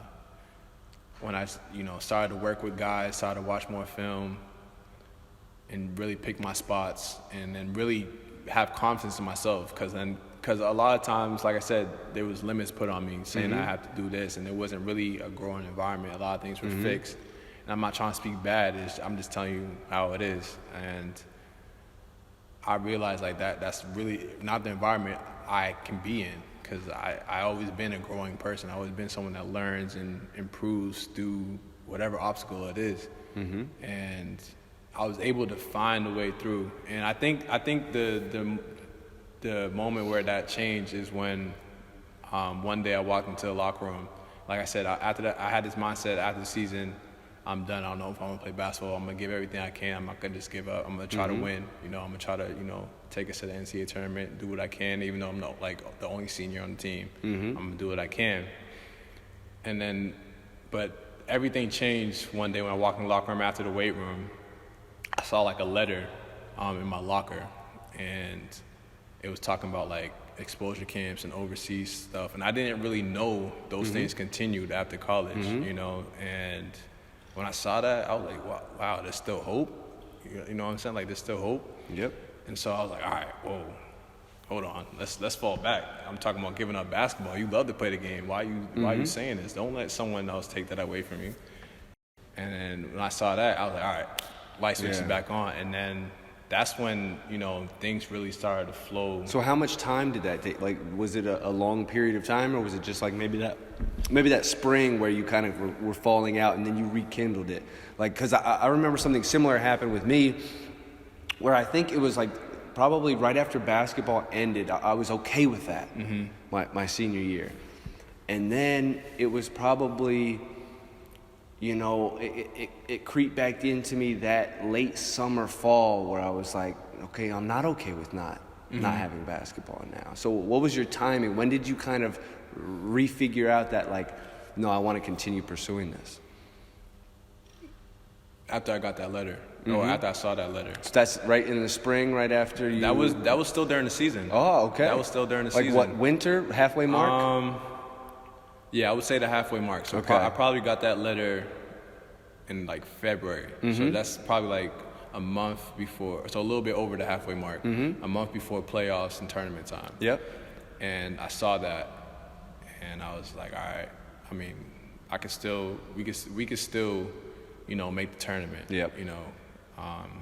Like you hear those stories, those Cinderella stories of people, winning their league and going to the NCAA tournament, and that was always a goal of mine. Unfortunately, I wasn't able to, reach that, but that was always a goal. And when I saw that, that's when, I caught that fire again. I wasn't just going through the motions. I was like, all right, no, like I can still play, Yep. I could still, share this love for the game and still, play as long as I can. Yep. So there's no limit, not just the NBA, there's other places you can go, and this world is so big. Okay, so how did you finish that season? So now you're revitalized with this new energy. So how did you finish? The flow came back. Yep. I wasn't thinking about everything. When I was on the court, it was just natural, instinctive, and I didn't let the limits that were put on me affect me. Like, so I didn't have, like, overall, I didn't have the stats I had at the end of the season, but that last month, the numbers I put up were like really good, and it got to the point where the coach had the option; he had no choice but to start me. Yeah, so, there you go. And then I was closing in on in the tournament. We won our first game in the tournament with him. I had one of the biggest games of the season during tournament time. So it was just like everything was just clicking. It was like, all right, I can do this. I know I can do this. Goes back to the thing where, comparing myself and proving to myself that I can play at this level, proving and proving to other people that I could play at this level. So when I saw that we won our first tournament game, I ended up having 8 points and 16 rebounds. And I was like, all right, I could do this. And we got our first win. I'm like, we can do this. Mm-hmm. So we ended up losing our next game.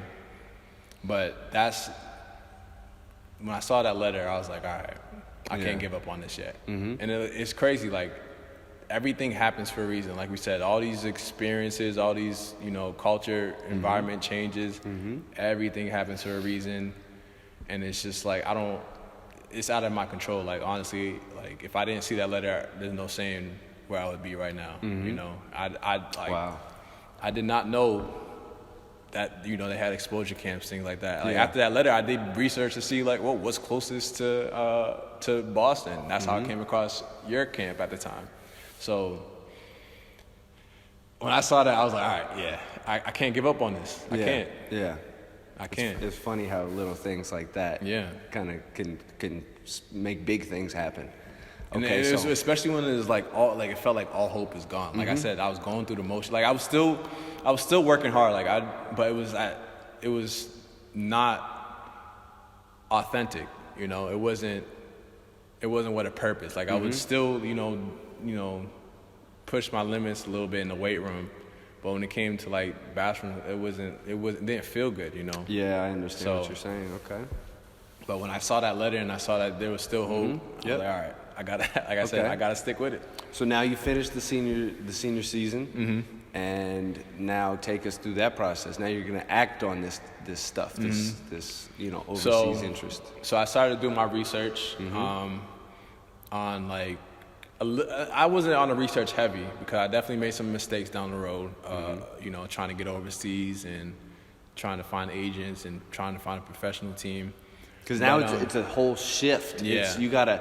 You're used to a completely different basketball system in the States, and also college basketball is completely different from anything else. And that process, and now you have to shift gears and in such a short period of time, so you don't miss your window and have to have a gap year. You've got to know a completely different industry and a completely different system. And it's almost impossible for guys to kind of have such a good knowledge where they don't get taken for some type of scam or don't get involved with the wrong people. It's very difficult industry to navigate through. Very difficult. Especially when you're green to it. And and a lot of times you don't have people teaching you about it. Exactly. Exactly. A lot of people want to take in that industry, not necessarily give information. Exactly. And that's why I really appreciate you, Chris, honestly. Thank you. Especially for doing this, being able to sit here and talk to these people and tell them, share my story and share, the good and the bad and, what to be careful of. And that's what it's all about. Yeah. I was fortunate enough to have people, it might not necessarily been this specific industry, but to have people in my life to help me navigate through difficult times or to stick with me or to give me information that even though I've made plenty of mistakes, I've also avoided a lot of mistakes based upon the help from other people. So if I can also be that and bridge the gap for other guys, man, that's more than worth it. I agree. And so going back to your question about the whole process, I did my whole I did a whole bunch of research on like what camps to go to, what camps to be careful of, and then what camps are going around in Cambridge, Massachusetts, or in Massachusetts at the time.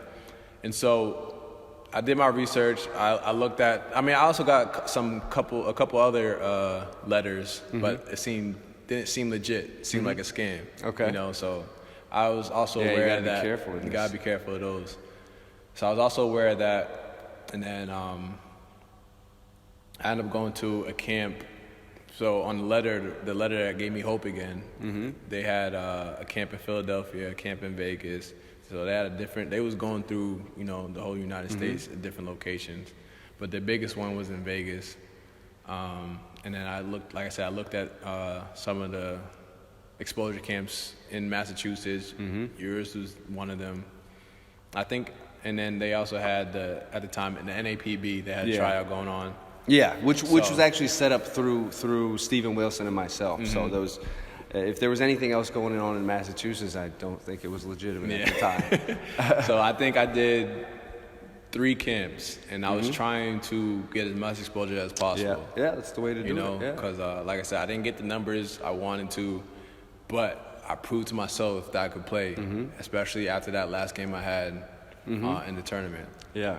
And so when I went to exposure camps, I just put everything out on the table, play with no limits, and just play with freedom and just show what I can do. Yep. And a lot of times it worked out. I mean, in your camp, you said I was like probably MVP runner-up in that camp. Yeah, no, I mean, you were definitely one of the top 2 players at all times each year you were there. And like we've spoken on this on your channel, Energy Doesn't Lie. I'll put a link for this in the description so you can hear more about that topic of kind of like our first encounters and his impression of how he played and how I kind of viewed that and where we went from there. But yeah, definitely you were one of the most outstanding players that we had, and with your size and your ability and your resume and what you're doing on the floor and how you were also able to play within your team. You know, it wasn't just individual, and you were also soaking up stuff. You were there to learn. It was obvious, and your character showed through. And a lot of times you don't, at these open events, you don't get a lot of guys like that. So, you know, you were able to really kind of, the cream rises to the top, and you were definitely a part of the cream with that. And it was really fortunate, you know, that was one of the first exposure camps I got to, and it ran well. Like, I made a lot of connections, and then, sometimes you go to exposure camp, they promise that there will be agents, all these coaches and GMs there. Nobody's there. Yep. But there, you know, there was coaches in the gym. There were people that had overseas experience. There were people that played professional basketball. Yep. You had trainers that are in the gym that work with professional players. So just being able to be around those guys and, you know, pick their brain and for them to share their experience and, you know, tell them about myself, that was an eye opener. And that was also something that led to me, all right, exposure camp's not too bad. You know? Yeah. And then it's not always about, you know, playing the best basketball. It's also about the connection that you make. Because honestly, learning about some of the experiences that those guys went through, and I mean, I made a connection with Mitch Herkel at the time. He was the guy that, you know, ran the strength and conditioning, and he happened to be my coach. And from your camp, me and him had that connection, and when I'm back home, me and him trained, and he pushed me through it. Those workouts are good, man. But he's like family now, you know. And then I consider you family. So like from that camp, I mean, I have bonds that, you know, just from that one experience that you know carry with me to this day. Yeah, and that's great to hear, man. That's what makes the whole thing worth it for me. Yeah. You know, I mean, it was truly like. I tried to slap together a community feel, but also like an educational experience with the exposure, you know, and it's tough to do in a day or two, but I think it was a good product, and it was just undervalued because it seems like what's funny is there's a huge disconnect with exposure camps. Like NCAA, like the college exposure camps automatically get this rap that they're all great and everything, and there's just as many scams, and you're going to go to just as many of even the biggest ones, and there'd be nobody there. Yeah. And then but professional basketball exposure camps get the worst reputation because there are so many scams out there and people with no knowledge or no connections or whatever. So then the ones that are, and you get some guys maybe that aren't even at the level or the quality to play. They get confused with what's actually going on, and they don't understand and appreciate the opportunity that's in front of them. And I think we put together a really good product that guys who were legitimate and can play and had the character, they got the opportunities, you know? And I also I mean, not every team had a 7-footer on their team, but there was, you know, position guys. You know, it wasn't just super guard heavy. You had a couple guards in there, a couple forwards, and then legit centers, but that, you know, that could step up and shoot the three a little bit. But you know, you had guys, you know, that had different skills and different, you know, abilities and gifts you know, that they were given. That was one thing we were fortunate. I think we had, you know, like pro exposure camps are not known for like having high retention rate, you know, because it's normally like a one and done thing. I go to this camp, I got a deal, I didn't, and I'm not going back, you know, whatever, post college. So you might try a new thing or you might go down a different route. But I think that was one thing that was great for us, is that if you look at the numbers and the guys that were there, it was mostly the same ones coming back. Guys that got opportunities, even guys that didn't, they were ready to come back and work and improve on the things that were holding them back. And so we had, you know, it seemed like once we got a good player at one of the events, we kept them there. And they kept coming back. And that's why we were able to retain a lot of guys that were big guys, 7-foot guys, 6'10", that they just kind of believed in the product, what we were doing, and we were actually helping them grow. So I think that's why we were able to have some pretty good dynamics of teams, and not just have a team full of 5'10" guys like you see at a lot of open exposure camps. Yeah, I agree.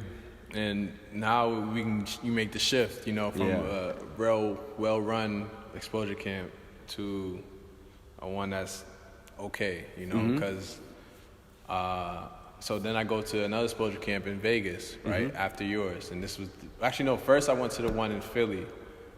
He had one in Philly, and I'm doing well, you know, during the shooting and then, you know, different skill things. And it gets to, like, the testing, you know, sprints and vertical jump and things like that. And as I'm doing the sprint, a guy, like, cuts in front of me, and I pull my hamstring. Oh, wow. And then but unfortunately, like, he was a good guy, and he was like, you know what? We have another exposure camp in Vegas. It's usually the biggest one. You know, you're in Vegas during the live period when the summer league's going on. You got different coaches and GMs in the area at the time, so you never know who you're going to run into. He's like, you can come out there. All you got to do is pay for the flight. Everything will be covered. I'm like, all right, cool. All right. We end up going out there, and there was so many guys out there, so many different talented guys out there. But there was nobody in the stands. You know, you probably had, like, one of your coaches, you know, probably did coach overseas. But, I mean, there was the promise that there would be guys, you know, in the gym watching, spectating, scouting. Looking to fill their roster. Yeah, so that didn't, you know, occur during that camp. So that was unfortunate. And it's crazy. They said that they were, you know, they filmed the games, and I was one out of, like, I want to say there was probably like 300 guys there. Wow. And it was like, we was there for like 3-4 days, and it was like a league of its own. And so you probably play like 3-4 games, and then based off your record, they would put you in a bracket, and then if you continue to win, then you know, move up. And then they would have, you know, the championship game, all-star game, things like that. And I made both of those. So I made the championship game, I made the all-star team, and I left that showcase with nothing, you know. So I was like, all right, so this is what it comes with too, you know. You gotta be careful of that too. You really have to, you know, challenge, like, invest your money wisely. Challenge the guy, you know, that's asking for you to come to the camp, and be like, all right, are you really gonna have guys there? You know? So, usually, if it's too good to be true, I mean, it kind of is. Like, the proof, you know, go on their website. I mean, if they don't have a website, some type of page that says that shows some media, some video pictures of what they've done in the past.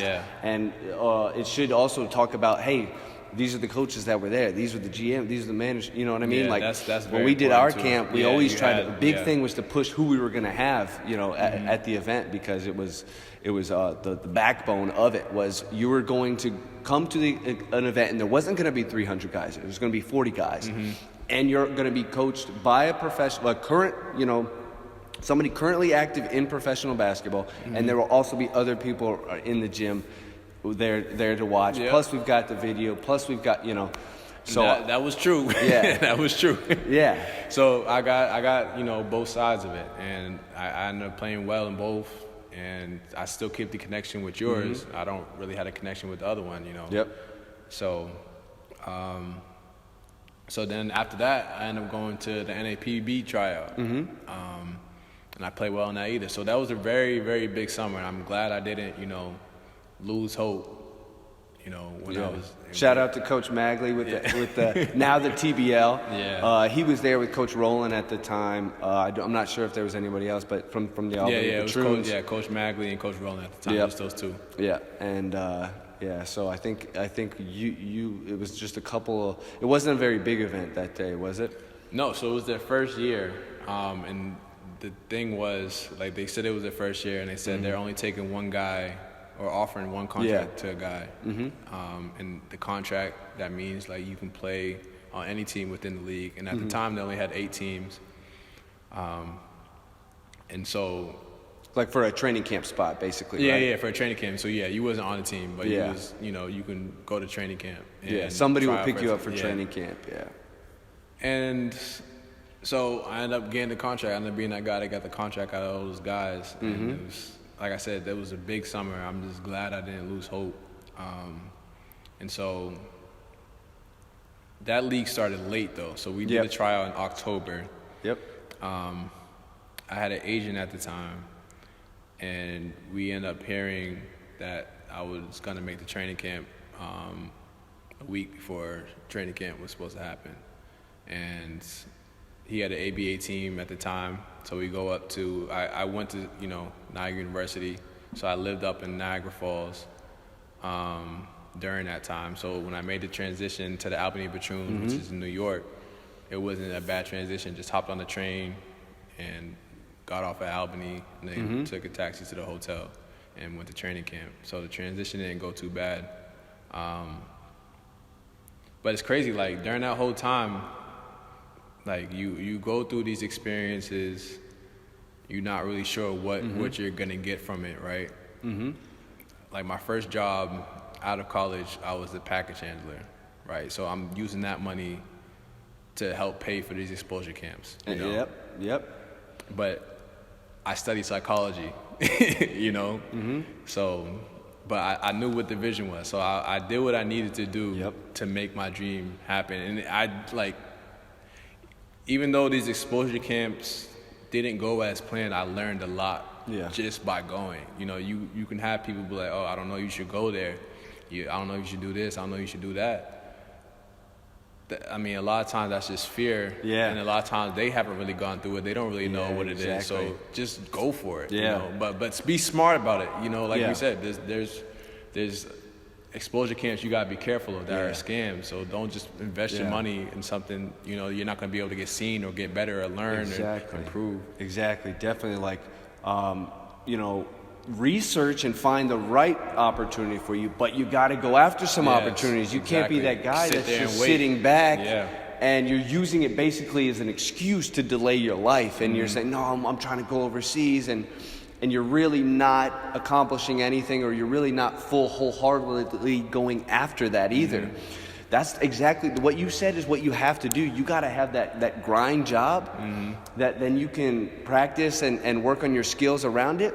And you can also go and take your trips and invest into yourself to go to these camps, to go to events, maybe even to fly out overseas somewhere after contacting a team or something.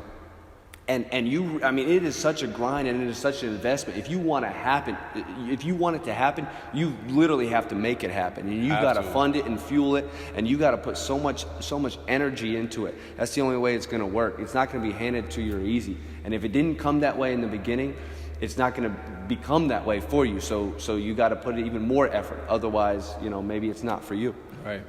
That's well said. Yeah. Well said.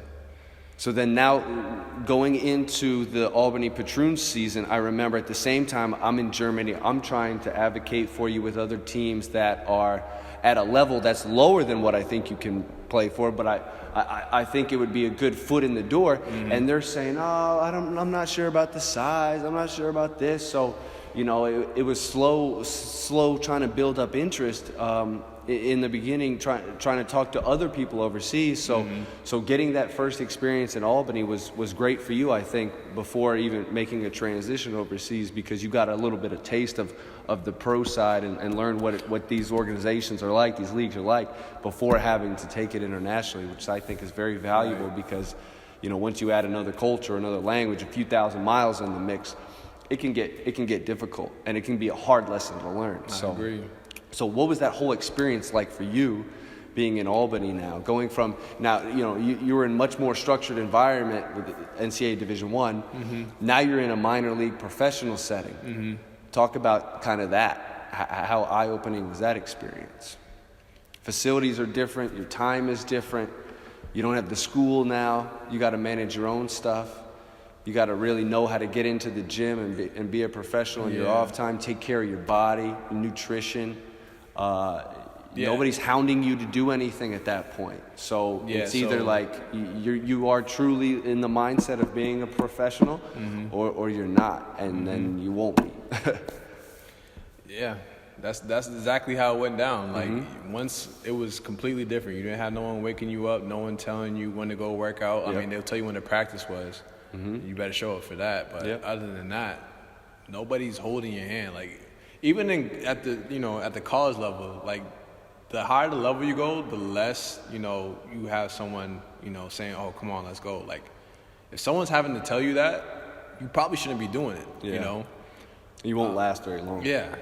And so, like, for the Albany Patroons, I mean, when I was trying out, it was a lot more cutthroat, too. Because, mm-hmm. like, once you sign guys or offer guys a scholarship for Division I level, like, mm-hmm. you're stuck with them for that season unless they do something to get kicked off the team. Yeah.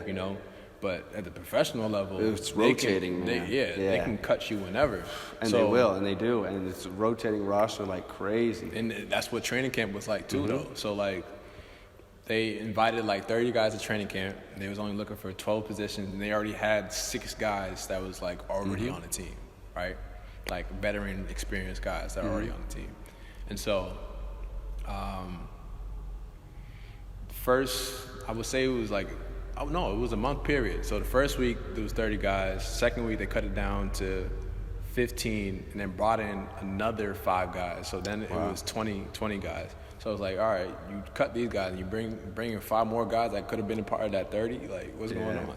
So I was like, all right, this is serious. So I really got to be on myself. Like, listen, like I said, this is what I want to do. I love to play the game. I love to play the game. So this is what I want to do. I got to make sure I'm not letting up. Mm-hmm. And so when I saw that, I just looked at motivation, It's like, all right, I got to stay on top of my game. I got to make sure I'm in shape. I got to make sure my mind's right. I got to make sure, I remember why I'm out here. Mm-hmm. So, and why I'm even putting myself in this position. I've given up a lot to be out here. So I'm make sure I'm going to follow through and see where this goes. And so it was training camp was literally a month because mm-hmm. it was difficult. He's bringing a ton of good, talented players, so it's hard to make a decision who can stay, who can leave. And then as the league started to get noticed, we had a couple NBA guys starting looking, that just want to continue to play the game. Mm-hmm. So even after we thought we had the team finalized. We have other guys still coming in. So nothing is nothing is promised. So. Yeah. You always got to beat out that next guy. You talk about, like we talked about on the Juco level, the hunger. I mean, you don't know hunger until you are a little rookie going up for your spot against a 36-year-old with 2 kids, and this is how he's feeding them. Exactly. You know what I mean? It's different. Yeah. So talk a little bit. So you made it through to the Christmas break. Like, what was the travel like? The games, the life itself. Living in like a minor league pro team in the States. So that was my rookie year, and traveling. Traveling wasn't bad. Like it was a lot of real bonding moment. Mm-hmm. We have really, like you said, we have veteran guys mm-hmm. that are using this money to pay for their families. Yeah. But a lot of guys were good guys. And another thing that Coach Rowland talked about a lot is character. Mm-hmm. Because he's been around the game a lot, and he has a lot of experience with the game, mm-hmm. Playing under Coach Phil Jackson when he was the coach for the Albany Patroons when they were the CBA at the time. Yeah. And then he played in the NBA for a little bit. Okay, I didn't know that about him. Yeah, so I mean, through all that, he always preached about character, and the guys on the team were high character guys. And then as a rookie, they took care of me. They tried to spit game and knowledge mm-hmm. to me, mm-hmm. things to be careful for, how to carry yourself as a professional, and just taking in all that information. Like I said, we had a couple of NBA guys, and so I would, and my goal was to play in the NBA, and it still kind of is my goal. But I'm taking it one day at a time, seeing where this journey leads.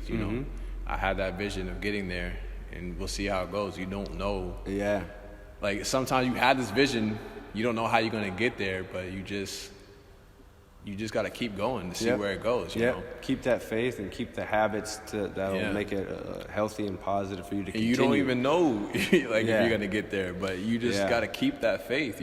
Exactly. And then keeping that faith got me to this very moment now. So you never know. And it comes back to, so we say you got to keep the faith and that hope alive that you can continue to chase your goals and dreams.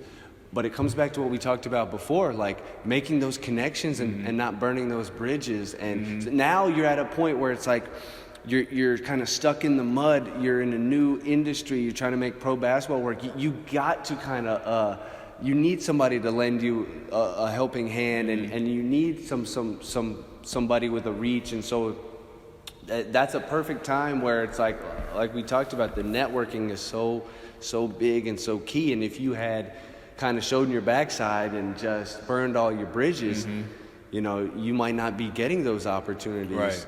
Because that again comes back full circle to you. So now getting cut at that what was it, December mark or January, at the halfway? February. Okay, so at the February mark, you're right at this point. If we look at the European season, it's almost wrapping up. You have another month, another 2 months, and that's basically it for most leagues around here.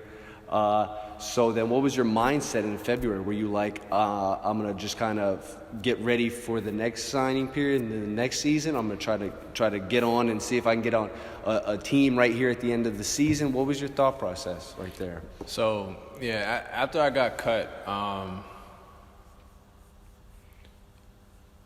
was thinking, I was like, all right, I'm not the same player I was when I first, got on the team, and that's obvious. Even my teammates, the veteran guys noticed that, and Coach Rowland noticed that, and so that's why they made the decision, to let me go, and so I had to figure out like what that reason was, So I didn't want to make the same mistake and say, all right, I'm gonna rush into this like I did with Niagara University, 'cause I felt like it was my only option.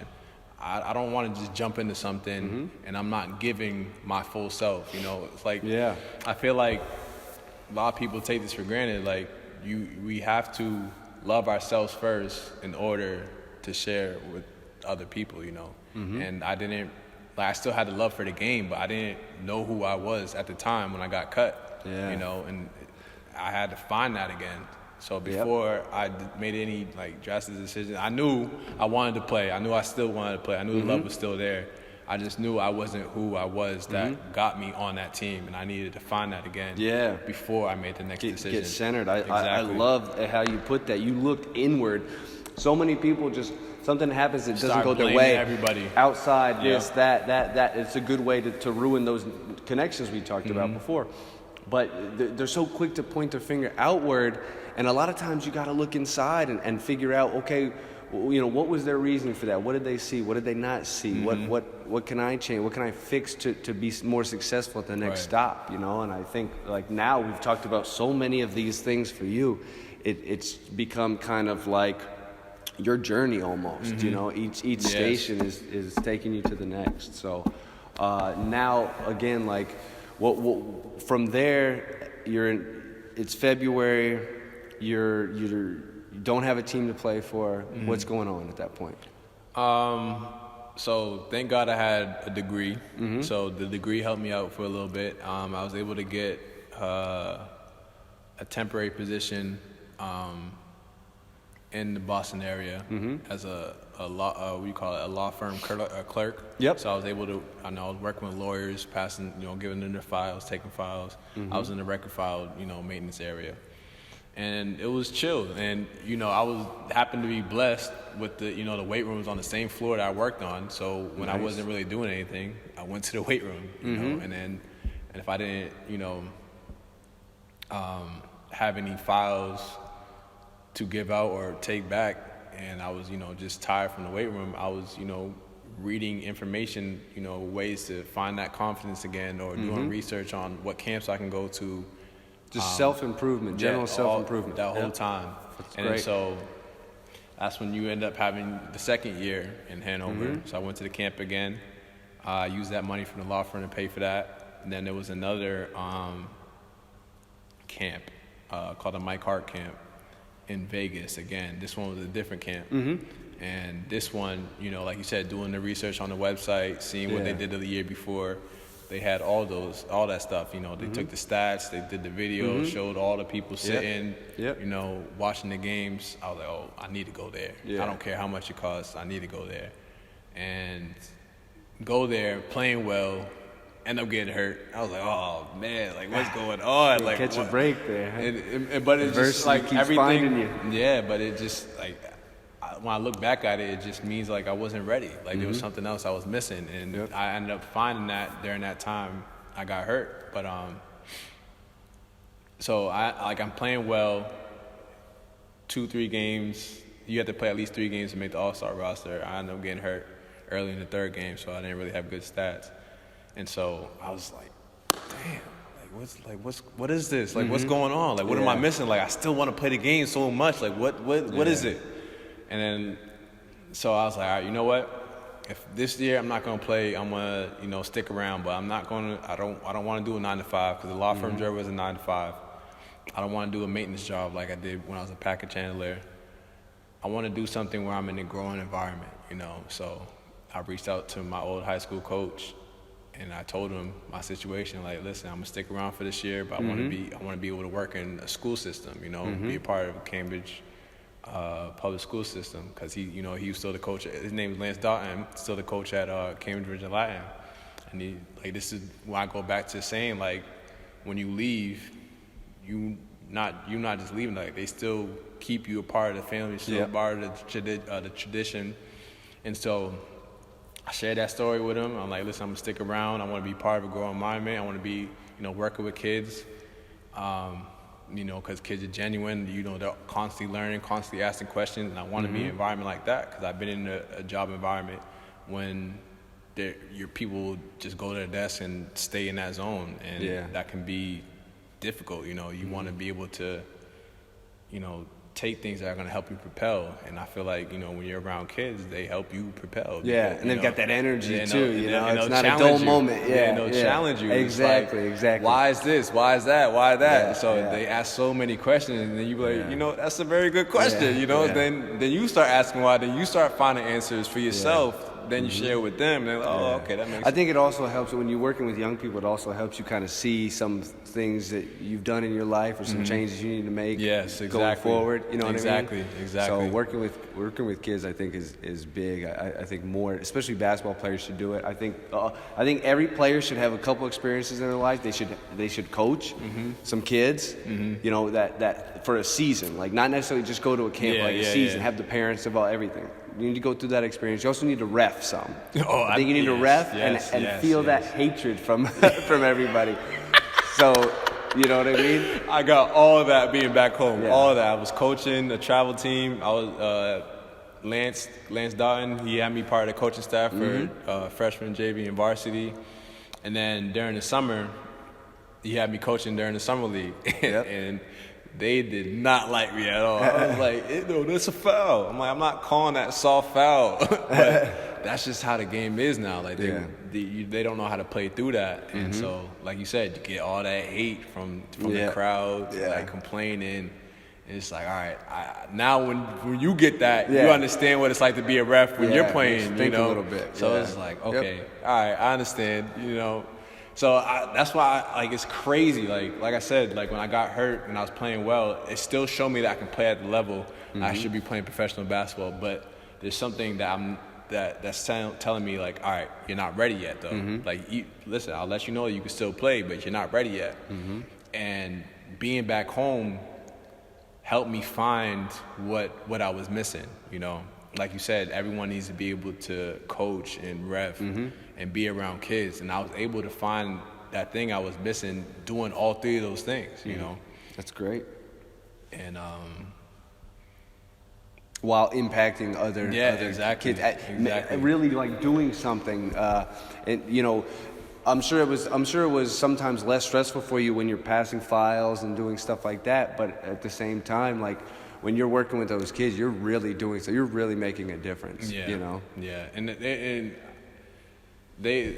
it's crazy. Like, you know, we put labels and titles on people, and some of these kids, you know, they wouldn't know, but you know, they would have these labels and titles, and when I would look at them, like, yo, they're just kids, you know, they're just telling their truth, they're just telling how they see it, and but they was more, I wouldn't say rebellious, but they would really challenge you, you know, test you. Definitely. You know, and that's something that I really admired and appreciated about them. You know, and it's like, cause you can have those kids, you know, that sit in the classroom, listen to everything that's being said, follow all the directions. That's good sometimes too, especially when you're a teacher. Cause you need that element in your life. You definitely need that able element. To sit and focus and do things. You definitely need that. But you also, I think it's good not just to be kind of always subservient, and you need to be. I think we need to teach kids how to think, and it is fun when they keep you on your toes and it's not traditional. I worked in the public and private school system for 4 years in different states and different schools, very different schools. Like some had no money at all, and facilities are falling apart. And then I remember working in schools that were, you know, some of the only schools in the country that are overstaffed, you know, and we had great facilities, and just to kind of see the dynamics and the difference in the kids, and I worked heavily with kids who are either emotionally, physically, or intellectually disabled, and man, what a rewarding job to be in, and also something that is so non-traditional, because nothing about it is the traditional school. Like we're sitting in our seat, we're riding, you know what I mean? Like you're dealing with kids that have limits on them, that maybe they cannot do things like that. So you always have a real, you know, there's always going to be something exciting going on, and you're teaching kids kind of life skills, and again, you're really doing something, because for a lot of these kids, they have a different path. They're going to go try to go into a trade field, or try to be able to just take care of themselves. And you know, it's really special when you make those connections, and you kind of reach them in a non-traditional way, and they fight it, but you leave a lasting impression on them, and they grow from it, and you do as well, you know. Right. You figure out how to connect to those type of kids. Now you also had to do things in a different way, so now you're able to come from a different perspective, think about things differently. Those were some of the biggest growth periods in my life. I remember was working with the kids in the schools. I agree.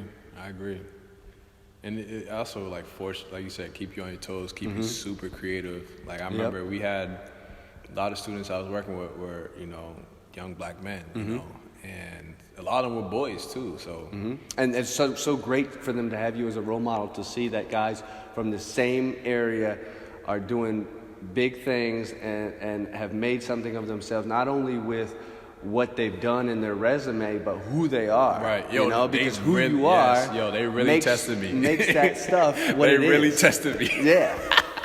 I don't know, like one moment stands out to me.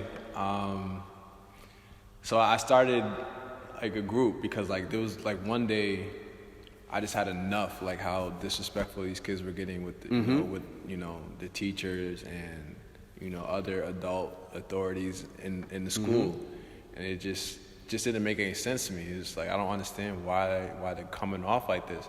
So I talked to some of my coworkers. I told them, like, I want to do a boys group. You know, I want to have sit down where they can be themselves, but also, you know, show them a different way to look at things. You know, how they can, you know, accept who they are and, you know, give themselves to the world instead of just taking and, you know, expecting things from other people, but, you know, really bring something different, really want better for themselves. And I remember we was working, so we separated. We had the 6th graders by themselves because they was a lot more, you know, active. They couldn't really sit still too much. And then we had the 7th and 8th graders. They was a little bit more calmer. So we separated groups, and the 6th graders, one student, oh man, Love this kid, man. He's like super cool, super funny, but he's gonna test you. He speaks his mind, and he said something about he's like, why are we doing this? Like, why? Like the way his body language the first time we did it, he was just so super disinterested, and he was just like, why are we doing this? Why are we wasting our time doing this?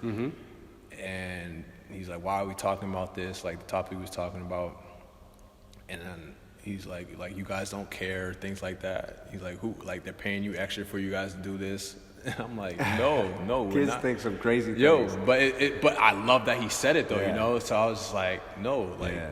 You see where he's coming from, what's going on. Yeah. But ever since I said this to him, so I was like, we want to help. We want to be here for you guys. Like I'm from this city. I'm from this town. Like I was in your position. I was a sixth grader. I didn't want to go to school sometimes. I didn't want to do homework. I didn't want to listen to teachers sometimes. I get where you're coming from, but this is to help you want better for yourselves. Yep. You know, like I'm here for you guys. This is what we're doing this for. And then ever since then, he was excited to go to boys group, you know, and it was. And just needed to know that somebody loved him and cared about him. You saw the change though, like that they wanted better for themselves. Yeah, that's great. That's great. And that was just a blessing to be a part of, you know. And that, like I said. So did that help you kind of revitalize you with chasing? You know, because I know, like when I was going through the same process, it takes a toll on you. It starts to wear on you.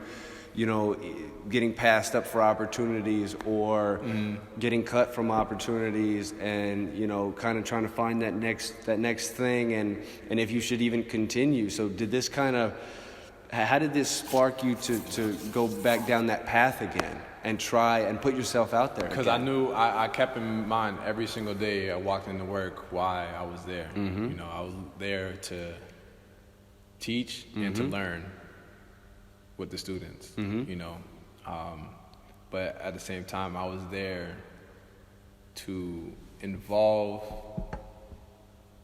and align with what I envisioned myself to do, you know. Because like I said, I didn't lose that mindset of playing professional basketball. I talked to Coach Dotton. I was like, listen, I need to stick around for a year and be in a growing environment, work with kids, work with students, but it's only going to be for a year. Like that. And honestly, though, working with the kids, you know, talking to them about their dreams and their visions and what they want to accomplish, you know, helped me keep hope with mine. You know, give them something to look to. You know, because like I said, sometimes we was working with kids that had social and emotional issues. And like you said, that had limits. And it was difficult for them to learn a certain subject or do a specific task.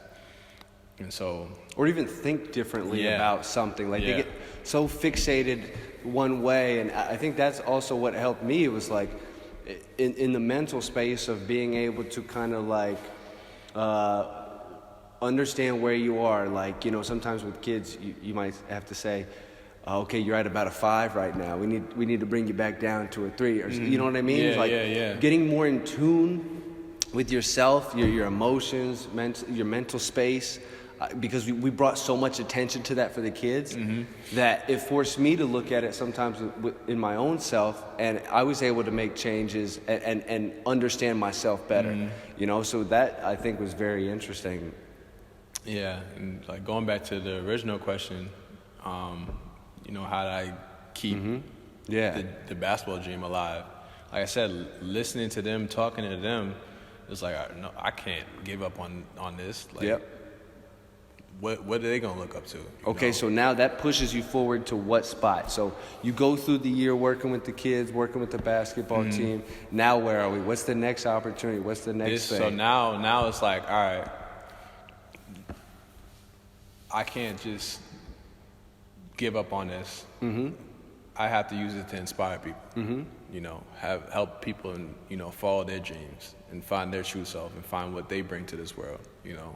And time frame wise, what year is this? This is last year. 2018, 2019. Springtime, wintertime? I would say wintertime. Okay. I would say wintertime. It's funny the difference a year makes, huh? Yeah. Yeah, this is all last year. And like I said, like listening to them and seeing how, hearing some of the things they talk about, what things they want to accomplish, it's like, okay, being a teacher is cool, but you still have to be able to show them something, And you still got that itch. Like I always made time. I always made time for this vision that I'm currently living That's right what you now. have to do. Every day. That's exactly what we talked about last night, where it's like so many guys say they want to be a professional basketball player, and it's like you didn't even work out today. Yeah. It's like, well, you're not a professional basketball player until you are. Not even just working out all the time though, like because sometimes you gotta rest your body. You don't want to overdo it, but watching film or studying the game. Like I was blessed to be part of the coaching staff, so during the wintertime, I was sitting in the coaches meetings, listening to how they talk, how they dissect the game, like why they want to set screens a certain way, why they want to play a certain defense, or just doing scouts and just seeing how they think. Being part of that, I was like, man, this is why I'm home. Like, all right, this is what I need to carry when the time comes for me to go play professional basketball. And so now I'm carrying the knowledge of what it means to be a coach, knowledge to be a referee, and the love for the game. And then I'm carrying, wanting to, inspire the next generation to find what they bring to this world, So I'm carrying all that. And if I wasn't home, I would have never learned all that. I wouldn't be able to share this with the viewers now, So I needed to go through all of that to get to this very moment. Amen. It's not going to be your timing. Yeah. As bad as you want it to happen at a certain time, it's not going to be your timing. It's funny when you say that. It's like when you're a kid, right? On Christmas Day, you see the gifts there, right? But when you go and open the gift where you're not supposed to open the gift, it's not as exciting. You can get in trouble. And so it doesn't last, right? Yeah, you open a little bit and that's it. And that might happen with your career, Yeah, so you get a little taste and then that's it. You gotta wait till Christmas morning to open the gift, you know? Like you see it, okay, but just it's not time to open it yet, you know? Yeah, you gotta fully like whatever you're planting, like you gotta cultivate it and let it grow and become what it is before you reap it. You know what I mean? Right. You can't cut it too early. Right. Otherwise, it's not going to work out, and it's not going to happen until you are that. Like what we said, like just the opportunity. Like having a contract doesn't make you a professional basketball. Right. Being paid for it doesn't make you a professional basketball player. It's your mindset. You make yourself a pro player. You have the opportunities to do so, but you are actually the professional. You are going about it in a way that you cater your life to it, your nutrition to it, your this and that. That's being a pro. Yeah. That's being a pro. It's like Muhammad Ali said, I was the greatest before I even knew I was. I was saying I was a pro before I even got my first contract. Because you're living that way. Yes, exactly. It's like every day after the school, when I did go to workouts, there was a gym down the street. I would go to the gym every day. And then it's crazy though. Like I can't make this stuff up, Chris. Like this is crazy. Like a girl I used to go to middle school with worked at the gym, right? We haven't talked to each other in years, but I just recognized her because she looked the same. And she was a trainer at the gym, right? And so she was able to help me get a big discount at the gym. And so I didn't have to use too much money that I was making from the school to pay for the membership. And then she ends up being my trainer, right? Wow. And she's has a big part of me being athletically and physically prepared for when the time for me to come out here was presented. So it's just I really can't make this stuff up, man. It's just out of my control. It sounds like it's all these coincidences, but it's not. That's the way the map is. That all these things have to lay into place in a certain way before things will happen. Right, and she showed me a lot of things, that what basketball players need, for physically ways to eat, things like that. And at first, before I started working with her, I was working out by myself. and it was okay, but to have someone, you know, make a structure for you and show you what areas you really need to focus on and the correct technique, and then actually seeing the difference in the evolution in your athletic ability when you do go and play in like rec leagues or different games in the area. It's just crazy how everything just comes together, man. Yeah. So okay, let's. I think I know how the rest of it goes. Well, we can fast forward to then you get injured in the summer, right? Hurt your foot in the summer. A little bit of a setback for you, I think, mentally. But at that time, I have a job in the second league here in the Czech Republic, and you are my number one recruit at that time, regardless of injury. Yeah. Okay. And then things at first weren't so stable, and they ended up not being, you know, once you finally do get out here. But things at first were not so stable. Thought maybe we got to kind of cancel the whole plans, which was an extreme bummer for both of us, and I'm sure for you too. You're geared up going towards what you think is you're about ready to head overseas, and then all of a sudden it comes to a screeching halt, and you think you're back to square one. Luckily, I don't know, a couple weeks later, we get the whole thing actually done, squared away. Probably a month later, you're actually here, landed in Prague. We take you back, get you set up, and then you know, in a lower league to try to get you started, get you going, because I know once we get you there, it's going to snowball, and people are going to be interested in you. That you just got to get in front of these guys, and you got to make some noise. And I know that the transition now, you've done so many transitions. Now, yet again, you make another one that's completely new because the style of play was completely new for you. And so talk a little bit about that. Like, what was your struggle when you first kind of got here? Was it any cultural things, or were you used to that with your background? Was it more basketball? Was it just exciting, you ready to go? I mean, there's a lot to learn there in the beginning, and I think it's helped prepare you for this opportunity that you have here. Well, like I said, like I had to go through certain things before it was time for me to, you know, get aligned with this dream of mine, right? So you mentioned the time when I was injured. During that time, I was injured for the whole summer, so I wasn't able to do any exposure camps, wasn't able to play basketball. My body wasn't moving the way it wanted to, and a lot of time I was by myself. You know, and that's the same way out here, overseas. You're by yourself a lot. And so, like I said, I had to be tested with everything before, and then get through those tests, understand, be aware of it, and mature from it before I can come out here, right? Yeah, and go through a whole different set of tests. Yes. Because now you're in a different culture, in a different country, and there's different languages, different systems. New basketball, like it's tough taking your first step overseas. It's not easy. It's not. But I like I said, I had to go through that injury first, and it was, like I said, it was rough. And I also had to deal with the, you know, being able to, like I mentioned earlier, being able to separate from what other people think. You know, because like when you first broke the news to me that it shouldn't, like I probably shouldn't come out here. That was super, like, if I was super embarrassed because of what other people were going to think, you know? I was worried about, you know, oh, he said he's going to go overseas, he didn't go overseas, saying this, saying that. He's not even ready, he's just coming off an injury. So I'm thinking about all that stuff, and I'm thinking, like, oh, I got to prove these people wrong, this and that. Then I get that news, and it's like, what the heck? You know? So then I realized, like, all right, why am I so worried about what other people are thinking?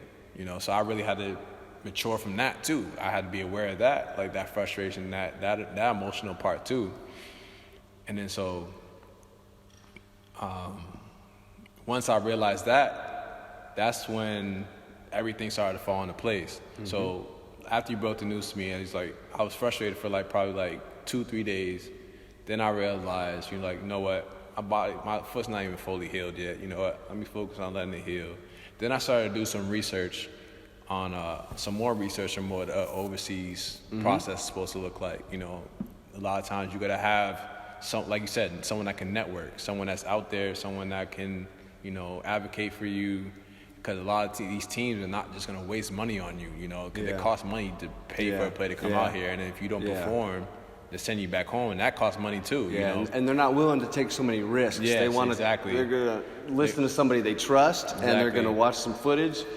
and then make their decision. The same way players have to, be cautious of what exposure camps they go to with their money. Teams are the same way with players, Of course. These guys present themselves a certain way and get in or not. Yeah. I tell you, some of the most impressive resumes I saw coming into camp, they were not the most impressive player. There was normally a guy that resume did not look so overwhelming and it was kind of very average. Yep. Those guys kind of rose to the top and were some of the better players. And that's when I realized, like, it's funny that you say that. Once I came to the realization that I had to, really separate myself from how other people see me, the labels and titles, and seeing like none of that stuff really matters. It really only matters what you do and how you share and give yourself to this world. Like I said, when I play basketball, I separate from reality. I don't think about, paying bills or what's going on, what I'm gonna eat for dinner. I'm focused on that moment. Like I'm having fun. I'm playing basketball. I'm doing what I love. You know, I'm focused on that. I'm focused on the competition. I'm focused on getting better. And when I realized why I wanted to play professional basketball so bad and what I had to overcome, it was real easy to make the transition to come out here. At first it was just like starstruck. Like when I got that email, like the flight is like you coming out here. Yeah. I'm like, oh shit. I'm coming out here. It's happening now. It's real. It's real. No going back. It's real. So I was like, all right. And then I had like 3-4 days to get ready. So I was like, all right, listen. Told my family, told a couple of friends, like, listen, I'm leaving. I'm going overseas playing professional basketball now. It's like, for real, when you leave? 4 days. And it happens like that sometimes, Sometimes it's 4 hours. Yeah, my brother told me that too when he got the call to Turkey. Yeah. So it happened so fast, and yeah, it was definitely overwhelming because I didn't expect it to happen so fast. But I had to also, explain to everybody that was close to me, like, I have to do this. Like a lot of people that didn't understand were kind of fearful and speaking all the negatives. And it's a scary thing. It's definitely a scary thing. But I mean, I was like, I gotta go out there. I gotta experience it. I gotta see what it's about, you know. And so packed all my stuff, and once everybody understood, like, I have to do this. Like, this is out of my control. Like, this is something I have to do. This is something I've been wanting to do, and it's in front of me. Like, I can't say no. Like, this is what I wanted to do. This is, like you said, getting your foot in the door once you get out there. So once I saw that opportunity, I was like, I gotta go. Have to take it. And then, so once I felt, people understood that, they probably didn't fully support it, but once they understood it, I was like, okay, I got a little bit of support back at home, so at least they understand. So, I mean, now I can just really go out here and do this for me, really come back with something and share this experience with people. And so I get out, I fly, flight's smooth. The flight attendant's really nice. They're like, oh, you're kind of tall. You want an extra seat? I'm like, thank you. And I probably should have fell asleep on the plane, though, because then when I got over here, it was super difficult to fall asleep. Because time difference. 6 hour time difference. Yep. But, it was super good to see you and my guy, Rob. Miss him. And see you guys and, really connect with you guys and talk and, see familiar face, and someone I know and someone I can trust. And it was relieving to, feel like I wasn't out there by myself, to have somebody else out there that, that's considered family, that you will take care of and that will take care of you. So that was good. And it was just, it was an easy transition. That's for me. That's what it felt like. For some people, it's not like that. But for me, I think it was. It was an easy adjustment. Like I said, I went through everything I needed to go through. So you're able to hit the ground running, and you learned a lot about European basketball that a lot of guys need to learn their first year, and it's difficult because it's different from basketball in the States, so you're going to make mistakes, and you need to grow, and there's a lot of things you need to learn because the game itself is played a little differently. The rules are different.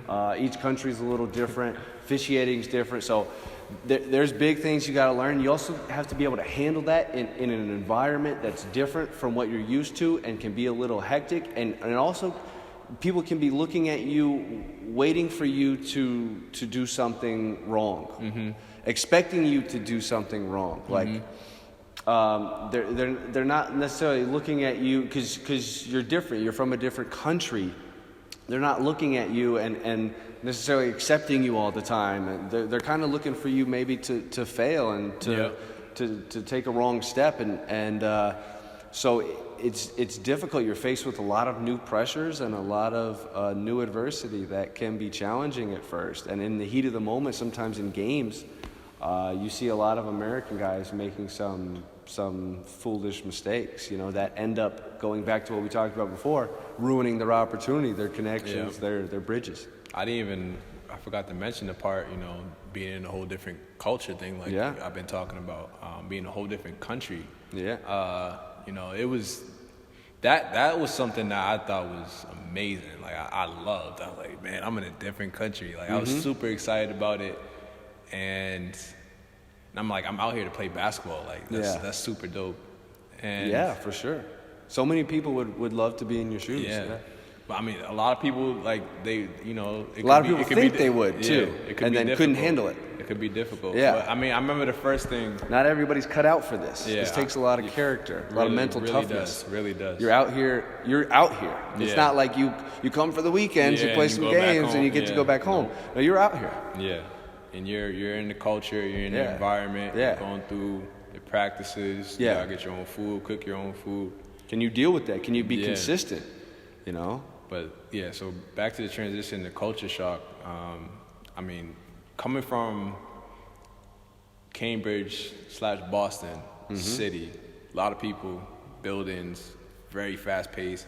Came out here, I felt so at peace. Everything was slowed down. Much slower. The land, the first thing that caught me out here in Czech Republic was how much land and how green, very beautiful landscape. I was like, wow, this is the beautiful. hills and the mountains are very pretty. Oh, man. Yep, beautiful country. And then, like you said, like people. So especially, it's a good thing I really, found myself, before I came out here, and especially doing the research or, going through in the history of what it means to be black, So when I came out here and I saw, a lot of people giving me looks, and then sometimes you said they would look for something that's bad, and I didn't give it to them. Yeah. So now they've got nothing to hold it against you. Now they're more accepting of you, Yeah. Because at first you got to think about it like they're putting up that wall. They're waiting to see how you're going to act. How are you? Exactly. So and there's not necessarily something wrong with that. Like it's a human nature to do that. Right. And then when you show that you're a good guy and that you're not so different from them, they tend to accept you and appreciate you. Exactly. And it's funny that you say that because, like, I had to learn how to say hello out here. Yeah. And, and that goes a long way, too. People appreciate that, and they respect that. So once I learned that, and, I'll get those couple looks and stares, I would say, Dobie Den with a smile. Yeah. And then, you could see that the shoulders, drop a little bit. They start to relax, and then they just go about their business, and I go about my business. Like, I'm just out here to play basketball. I'm out here to inspire people. I'm not out here to start trouble. I'm not out here to take anybody's job. Just doing my thing, sharing myself with the world. That's it. So it was at first, it's, especially where I come from. It can be difficult. When you get those stares, you can be like, "Yo, what are you looking at? Like, you have a problem?" Yep. And like you said, the character thing comes a long way. Like, I can come out here and do that. Or I can be like, listen, that would be my own insecurity. And be like, I don't have no problem with you. Yep. So, I mean, if you still have a problem with me being nice to you, that's something you got to deal with. Exactly. That's out of my control. Then. Yeah. That's out of my control. So, I'm going to show you this is who I am. If you don't like it, cool. That's fine. You don't have a real reason. But, I mean, so far it's been good. I mean, I don't know what people are saying in their language about me, but I mean, I don't really think about that. Yeah. You know, so, but I mean, it's No, possible. It's possible. You're very accepted and very appreciated here. Yeah, but I mean, you could feel, you know, the I wouldn't use a word as strong as love, but you could feel the genuine support from a lot of people that we have met so far since we've been out here. So yeah. So you know, very long story short, bad situation unfolds, but yet brings forth a good situation. You know, sometimes the fiery bird brings rebirth, right? So we definitely had a situation go up in flames, but then out of that came an even better opportunity. Okay, now moving from the second league to the first league. And this was something where we were both able to go and make that move together. And I think it all kind of like if I look at it, it seems like all the lessons and all the things that were learned at the first place kind of helped bring you into this situation and helped prepare you for this so that you were better able to make an impact here and better able to fit in here and to adjust. And I think this has been a great environment for you to grow and you know, work on a lot of personal development. You got the gym anytime you need, and you're making a huge impact in the first division, so much so that you got your opportunity already to make a tryout into the top professional league here in the Czech. And this was in a span of what? 1 month. 1 month. You went from second league, first league, now trying out in the NBL. And again, you know, we spoke on finding that right fit. You feel like, okay, this necessarily wasn't the right timing, right fit. And so now, you know, since you're in a good situation currently, you want to wait and pursue what else could be there maybe for the end of the season or for next season, while kind of staying in this growth environment and continuing to kind of like let your options grow and not have to do anything hastily. Yeah. So I think you really navigated through the fire into like a really good situation, one that you can't really ask too much more from, you know, because you're here where you can develop and you can grow both personally and as a player, and that there's a lot of opportunities that can open up, especially with our location in Central Europe. You've got opportunities to cross into Germany or Austria, Slovakia here, go up north to Poland. But here in the KNBL too, I mean, you're definitely a top league player. And he's just, you know, just needs that next opportunity. But it's so fitting along your journey, you know, for things to work out that way. And I'm sure everybody else listening are very confident going forward that you will find that spot. You have, and you will again. Yeah, it's crazy. Like back to like, you know, the Christmas gift thing that I was mentioning earlier. For me, it feels like, all right, when I first got that call, it was Christmas Day, I got the gift, and then now I'm like starting to unwrap it, you know, but there's still a box, you know, so I still don't know what's inside. So there's still a long way to go. I still don't know, I still feel like I haven't reached where I need to go, but I'm aligned with it, you know, I got the gift in my hand, you know, so now it's just, you know, taking it day by day, slowly opening it, you know, taking that, embracing that moment, that present moment, and just, all right, take it all in, you know, like once you finally open that gift, like, oh man, I love it, thank you, you know, so. And you're making the most of this because you've been able to effectively transition your game, like we had talked about, from, you know, playing more of a forward post position into the wing guard spot. And I think you've done that so effectively, and are now so deadly from that guard spot. Whereas if you look just a little bit earlier, I mean, that says so much to your work ethic and how much you're putting into this. I think, you know, you're one of the most hardworking guys I've been around as a player. I can say, you know, shout out Joey Haywood, King Handles. He's one of the most professional guys that I've ever been around as far as how he conducts himself. And I say you're right up there at the top of the list as far as truly being a professional basketball player. So somebody definitely needs to extend an offer for you for next season in a top league somewhere. If not, you're missing out, because this guy's a hell of a player, a hell of a person, works super hard, and is a great person in the community. And I know myself, and I think I can speak for everybody else watching, that we just appreciate being along with the journey and appreciate hearing it, and also your tidbits of wisdom that you're giving us. I think is so valuable for our young viewers, even for older viewers. I know, if you couldn't find something out of this that was helpful for you, then you weren't paying attention. I think anybody, no matter what age, no matter what stage in your life, you can pull something from this that will resonate with you in your situation. And we just really appreciate you letting us be a part of this, and wish you the best of luck. And we'll definitely make an update with where this goes, a part 2 maybe, for the next part of this journey, and even beyond, because I know your goals that you set for yourself are very high, but your character and your work ethic are just as high. So they're more than obtainable for you. And we're interested to see how far you can take this. I think it's just a matter of where you want to go with it, So we really appreciate it. Thank you for your time, all your words of wisdom. Thank you for having me, Chris. Great. Thank you for having me, share this with people, and help inspire them. Especially the guy that's.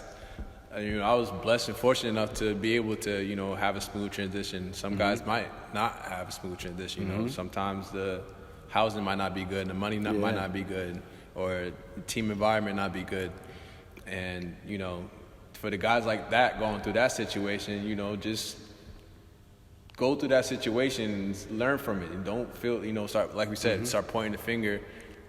Focus on what you can do. What can you learn from the situation? Because a lot of these situations out here have been difficult, or not a lot, but some of them have been difficult, and some of them have been disappointing at times. But I mean, a lot of those things were the best lessons. Honestly, it shows what I want to look for, what I'm looking for next, what I want to be able to do to help other people, and what type of platform I want to do to be able to share with other people.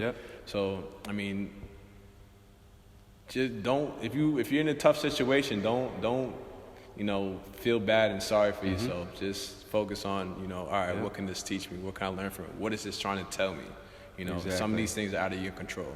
And your current circumstances, it doesn't mean that's forever. Guys who are in a league right now trying to grind and get to a higher league, and right now you're playing somewhere where you feel you're much better than, you're not getting the looks you deserve. Keep grinding it out, because all it takes is one person to give you that opportunity, and all it takes is one action to ruin that. So keep your head, keep grinding on that, and like we said before, the cream will rise to the top. It just takes a little bit of time. But again, we want to say thank you very much. Thank you. I really appreciate you willing to speak to the viewers. And guys, please, for more content like this, like, subscribe, and definitely share. We need to get a lot of shares of this, because this was some very valuable information being spoken tonight. So again, thank you very much. Thank you.